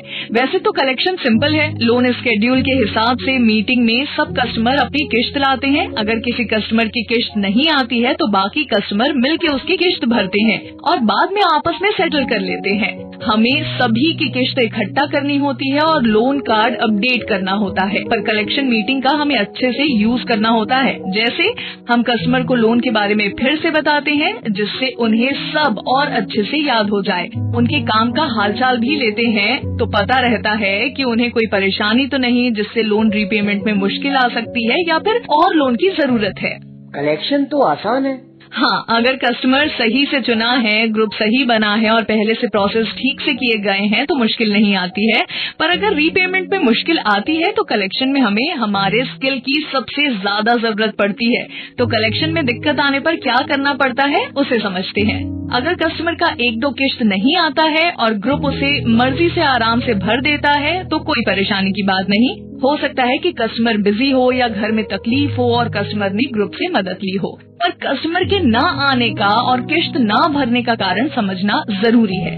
ग्रुप से या कस्टमर से बात करके असल वजह जानने की कोशिश करते हैं। ज्यादातर पेमेंट ना देने की वजह वाजिब होती है, जैसे काम में कमी या फिर घाटा या परिवार में बीमारी या दुर्घटना। इसीलिए कारण समझते हुए कलेक्शन की स्ट्रेटेजी बनानी चाहिए और कस्टमर को सपोर्ट देना चाहिए। पर पेमेंट ना आने के 2 और कारण हो सकते हैं। एक, कस्टमर किसी बहकावे में पेमेंट रोक दे और दूसरा, कस्टमर जानबूझ के आनाकानी करे। हर हालत में हमें कुछ बातों का पूरा ध्यान रखना है। कस्टमर प्रोटेक्शन के 5 गोल्डन रूल कभी नहीं छोड़ने हैं। कस्टमर से अच्छे से बात करो और उनके रीपेमेंट ना करने की वजह समझो। बिना वजह जाने प्रॉब्लम नहीं सॉल्व कर सकते। सबसे पहले ग्रुप से मदद लो क्योंकि टाइम से रीपेमेंट करने की उनकी सामूहिक जिम्मेदारी है। ग्रुप के अलावा किसी और से कस्टमर के बकाया लोन की बात का खुलासा करके कस्टमर का अपमान ना करें और प्रेशर ना डालें। कस्टमर को समझाएं कि पेमेंट कम या देर से करने से उनका क्रेडिट रिकॉर्ड खराब होगा और ब्याज की रकम भी बढ़ती जाएगी, जिससे उनका ही घाटा होगा। कस्टमर से गलत समय या जगह पे ना मिले और उनके साथ व्यवहार ठीक रखें। ऊंची, अभद्र और अपमानजनक भाषा और दबाव का व्यवहार समस्या को और खराब करता है और ये कंपनी और RBI के नियम के खिलाफ भी है। कभी कंपनी के एम्प्लॉय मिलकर कस्टमर या ग्रुप पे दबाव ना डालें और अगर कोई केस बहुत बिगड़ता दिख रहा हो तो उसकी जानकारी तुरंत ब्रांच मैनेजर तक पहुंचानी चाहिए। सीनियर्स के पास अनुभव होता है और वो समस्या का समाधान सही से कर सकते हैं। बिल्कुल सही कहा। कलेक्शन बहुत ही धैर्य, शालीनता और समझदारी से करना है। अब कलेक्शन से जुड़ी एक और जरूरी बात है कैश हैंडलिंग, क्योंकि ज्यादातर रीपेमेंट कैश में आता है। हमें कुछ बातों का ध्यान रखना है। कस्टमर के सामने ही नोट को चेक करो कि नकली या कटे फटे तो नहीं है। कैश को किश्त से मिलाकर लेना चाहिए। नोट 2 बार गिन के ही रखना। कैश जिस बैग में है उसे हमेशा ध्यान से रखना। रास्ते में कैश के चोरी और छीने जाने का खतरा रहता है, इसीलिए मीटिंग के बाद कैश लेकर सीधे ब्रांच या बैंक जाना है और हिसाब बनाकर जमा करना है। कैश लेकर इधर उधर नहीं घूमना। अपने आने जाने के रास्ते बदलते रहना चाहिए। एक और बात, कैश हैंडलिंग में खुद से भी खतरा होता है। खुद से? बिल्कुल। लोन ऑफिसर के पास कलेक्शन के बहुत पैसे हैं, पर हो सकता है किसी मजबूरी, बहकावे या लालच में आके लोन ऑफिसर कैश को ब्रांच पे समय पर जमा ना करके 2-4 दिन के लिए खुद यूज कर ले और देर से ब्रांच में जमा करे, या कस्टमर से कैश या कमीशन लेकर उसे रिपोर्ट ना करे, या लूटपाट की झूठी बात बना के पैसा जब्त करने की सोचे। इस तरह के चक्करों में भी कभी मत पड़ना। पहले तो ये चोरी है और बिल्कुल गलत है। दूसरा, ये कंपनी के बहुत कंट्रोल प्रोसेस होते हैं और कंपनी को पता चल ही जाता है, और एक बार कंपनी को पता चल गया तो बहुत नुकसान होगा। नौकरी तो जाएगी ही और कंपनी को हुए नुकसान की भरपाई करनी पड़ेगी। अपनी और परिवार वालों की बदनामी होगी सो अलग। आगे नौकरी मिलना मुश्किल होगा, क्योंकि ऐसे सारे फ्रॉड की जानकारी कंपनी आपस में शेयर करते हैं और जेल भी हो सकती है। बिल्कुल। हम जो पैसा हैंडल करते हैं वो कंपनी की अमानत है और हम उसके रखवाले। बहुत बढ़िया। अब जल्दी से एक बार सोर्सिंग और सर्विसिंग के स्टेप्स रिवाइज तो करो। जरूर। पहला, कस्टमर और कंपनी के हित में कस्टमर प्रोटेक्शन के गोल्डन रूल से काम करो। दूसरा, कंपनी के नियम और प्रोसेस को पूरा फॉलो करो। तीसरा, लोन प्रोसेस के ये स्टेप्स हैं।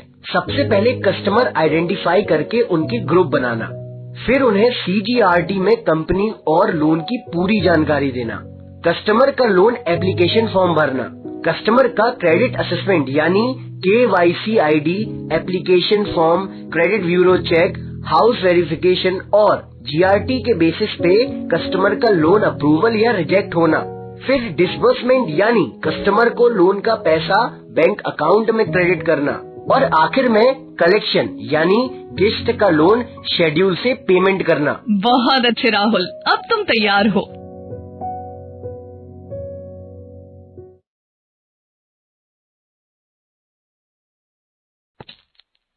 गुड मॉर्निंग राहुल, आज देर कैसे हो गई? गुड मॉर्निंग जी, सुबह देर से उठा, सॉरी, आगे से ध्यान रखूंगा। बैठो। आज हम वर्क लाइफ से जुड़ी कुछ जरूरी बातें सीखेंगे। तुम अपना करियर शुरू कर रहे हो और काम से जुड़े टेक्निकल बातों, नियम, रूल्स और सिस्टम को तुमने बहुत अच्छे से सीखा है, पर वर्क लाइफ से जुड़ा एक बहुत जरूरी पहलू है जिसे प्रोफेशनल या वर्क एथिक्स कहते हैं। काम और करियर में तरक्की के लिए एम्प्लॉय के वर्क एथिक्स का बहुत बड़ा रोल होता है। इसके कई आयाम होते हैं। चलो एक एक करके इसके बारे में बात करते हैं। पहला, प्रेजेंटेशन, पहनावा, बिहेवियर, कम्युनिकेशन।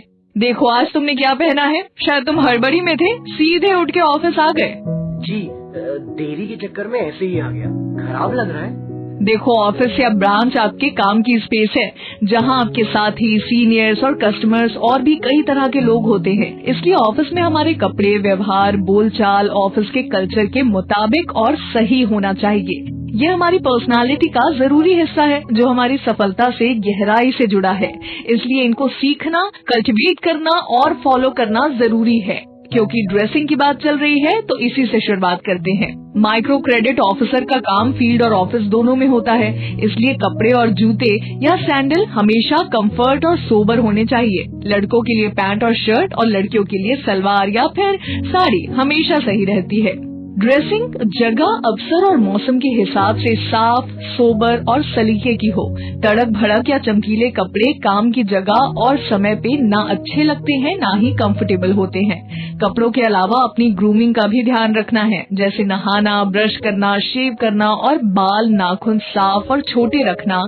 छींकते या खांसते वक्त मुंह को ढकना। काम के समय गुटखा, तंबाकू, सिगरेट, शराब या किसी भी नशे का इस्तेमाल मना है। ये सब करने से खुद को भी अच्छा लगता है और आपके साथ काम करने वाले और मिलने वाले को भी। बिल्कुल। और इससे जुड़ी बात है आपका बिहेवियर और कम्युनिकेशन। इसमें क्या सीखना है? हर समय तो किसी न किसी से मिलते और बोलते हैं। बिल्कुल, ये बहुत नेचुरल बात है, पर ऑफिस सेटिंग में और काम में सही बिहेवियर और कम्युनिकेशन एक कला है और हमें कुछ जरूरी बातों का ध्यान रखना होता है। सबसे फ्रेंडली और कोऑपरेट करके बात करना और खुशी और सम्मान से मिलना। भाषा और बॉडी लैंग्वेज हमेशा पॉजिटिव और सम्माननीय होनी चाहिए। लोगों की पर्सनालिटी, पसंद नापसंद, सेंसिटिविटीज और कंफर्ट के हिसाब से व्यवहार और बात करना। जैसे अगर कोई रिजर्व नेचर का है तो उससे सटीक और काम की बात करना बेहतर है। दूसरे की बात को ध्यान से सुनना और बोलने का पूरा अवसर देना। अपनी बात क्लियर और कॉन्फिडेंस से बोलना और बेफिजूल की बातें ना करना। कभी गलत या आधी अधूरी जानकारी न देना। किसी की पर्सनल बातों को छेड़ना या मजाक नहीं बनाना। किसी के बारे में लूज रिमार्क या बुराई नहीं करना। गुस्से या कॉन्फ्लिक्ट की सिचुएशन को समझदारी से हैंडल करना। दूसरा, ऑर्गेनाइजिंग डॉक्यूमेंट्स। वर्क एथिक्स से जुड़ी दूसरी जरूरी चीज है अपने और कंपनी के सामान और कागजों को संभाल के और उसे ऑर्गेनाइज करके रखना। ऐसा न होने से काम में दिक्कत और देरी होती है। इसके लिए इन कुछ बातों का ध्यान रखो। अपने जरूरी कागज जैसे कि driving licence, PAN card, company का ID कार्ड, बाइक के पेपर्स वगैरह के ओरिजिनल किसी सुरक्षित जगह पे रखो। इनके फोटोकॉपी और स्कैन भी हमेशा होने चाहिए, जिसे आजकल तो डिजिटल स्पेस में भी रखा जा सकता है।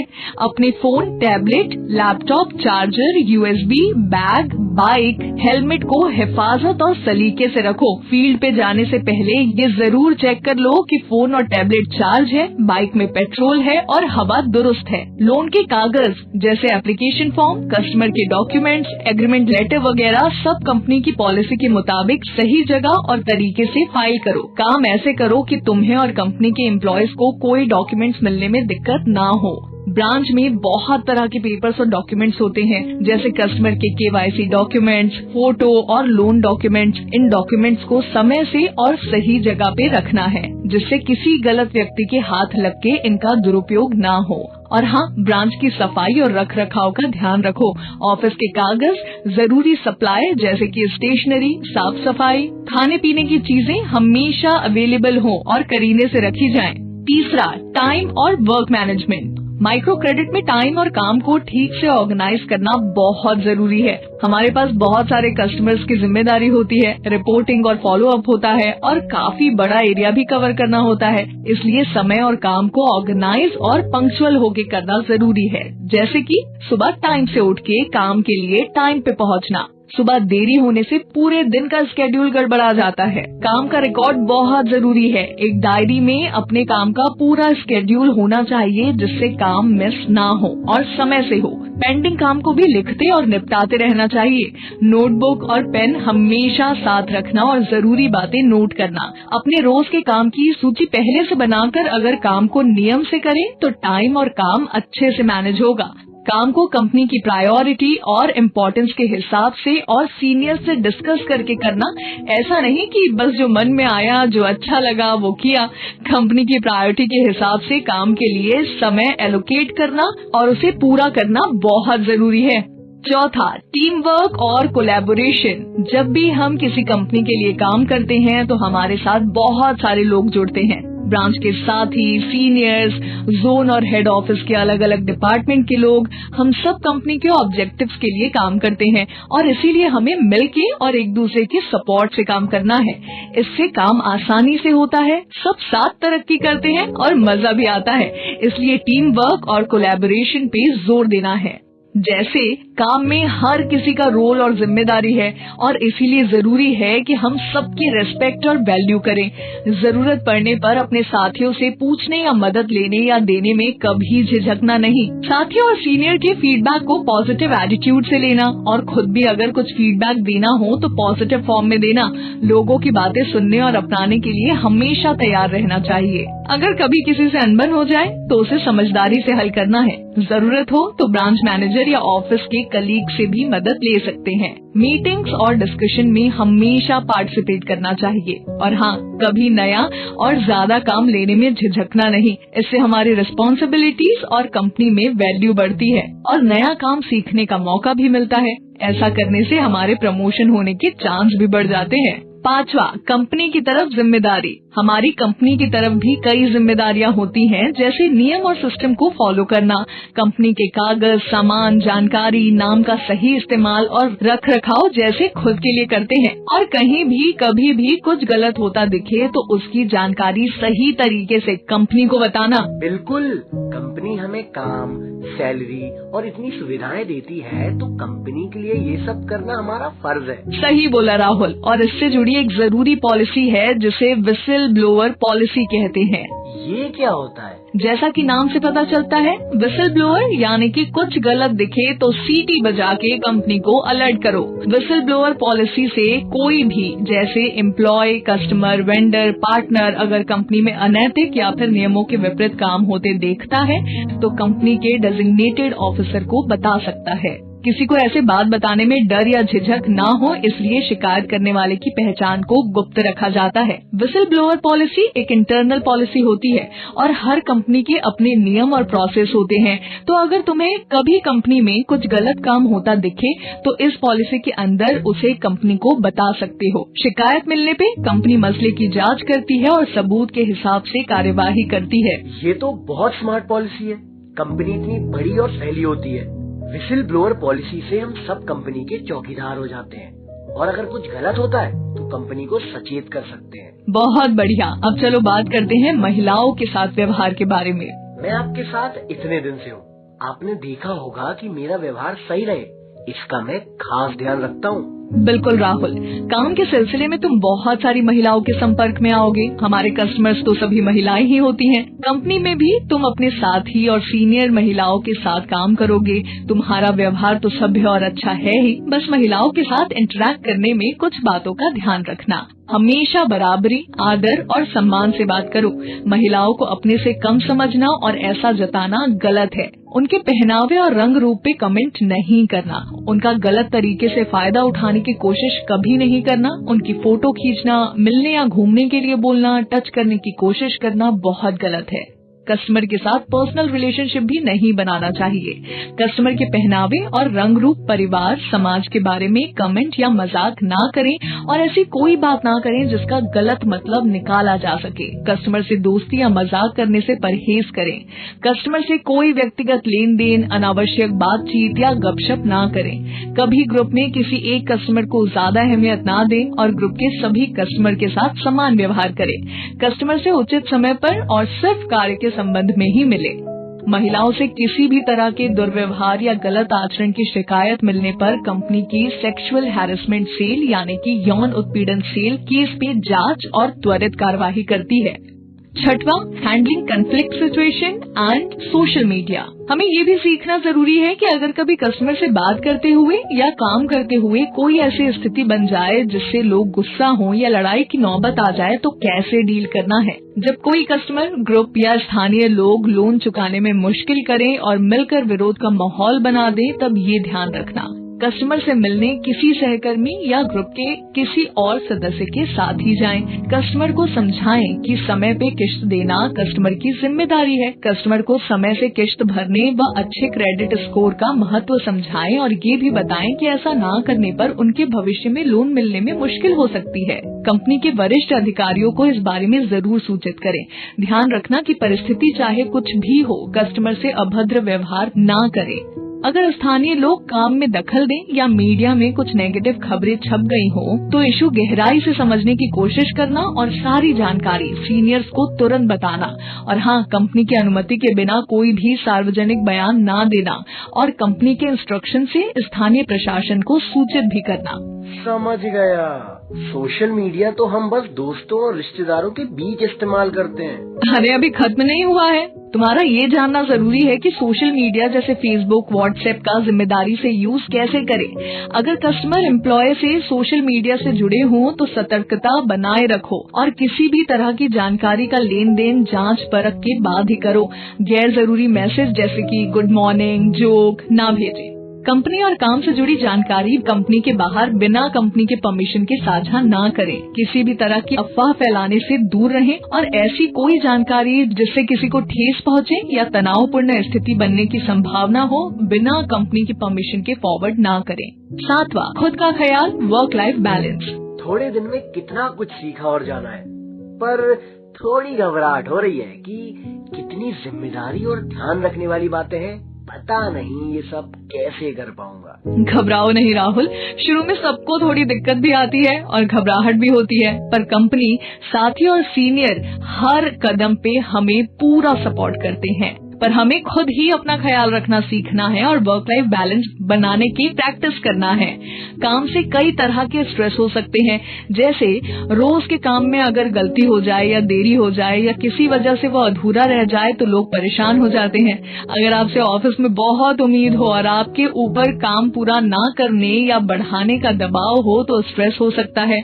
जॉब इनसिक्योरिटी यानी कि नौकरी खोने का डर, अपने साथी और सीनियर के बुरे बर्ताव, कई बार अपनी कमी के चलते हम अपना काम सही से पूरा नहीं कर पाते हैं। आजकल हर दिन नए टूल्स, रूल्स, टेक्नोलॉजी आती रहती है, उनको सीखने और इस्तेमाल करने का स्ट्रेस होता है, वरना करियर में पीछे छूट जाएंगे।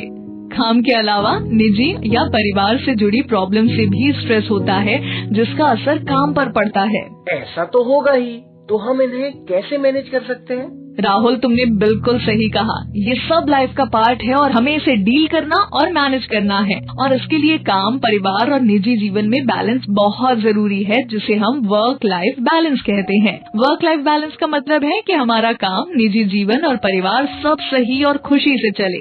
वर्क लाइफ बैलेंस के लिए हम कुछ इन तरीकों को अपना सकते हैं। हमें जो करना पसंद है और जिस काम से हमें खुशी मिलती है उसे करने के लिए समय निकालें। अपनी हेल्थ, खान पान, पूरी नींद का ध्यान रखें। अपने परिवार और दोस्तों के साथ हमेशा रिश्ता बना के रखो और उनके साथ अच्छा समय बिताओ।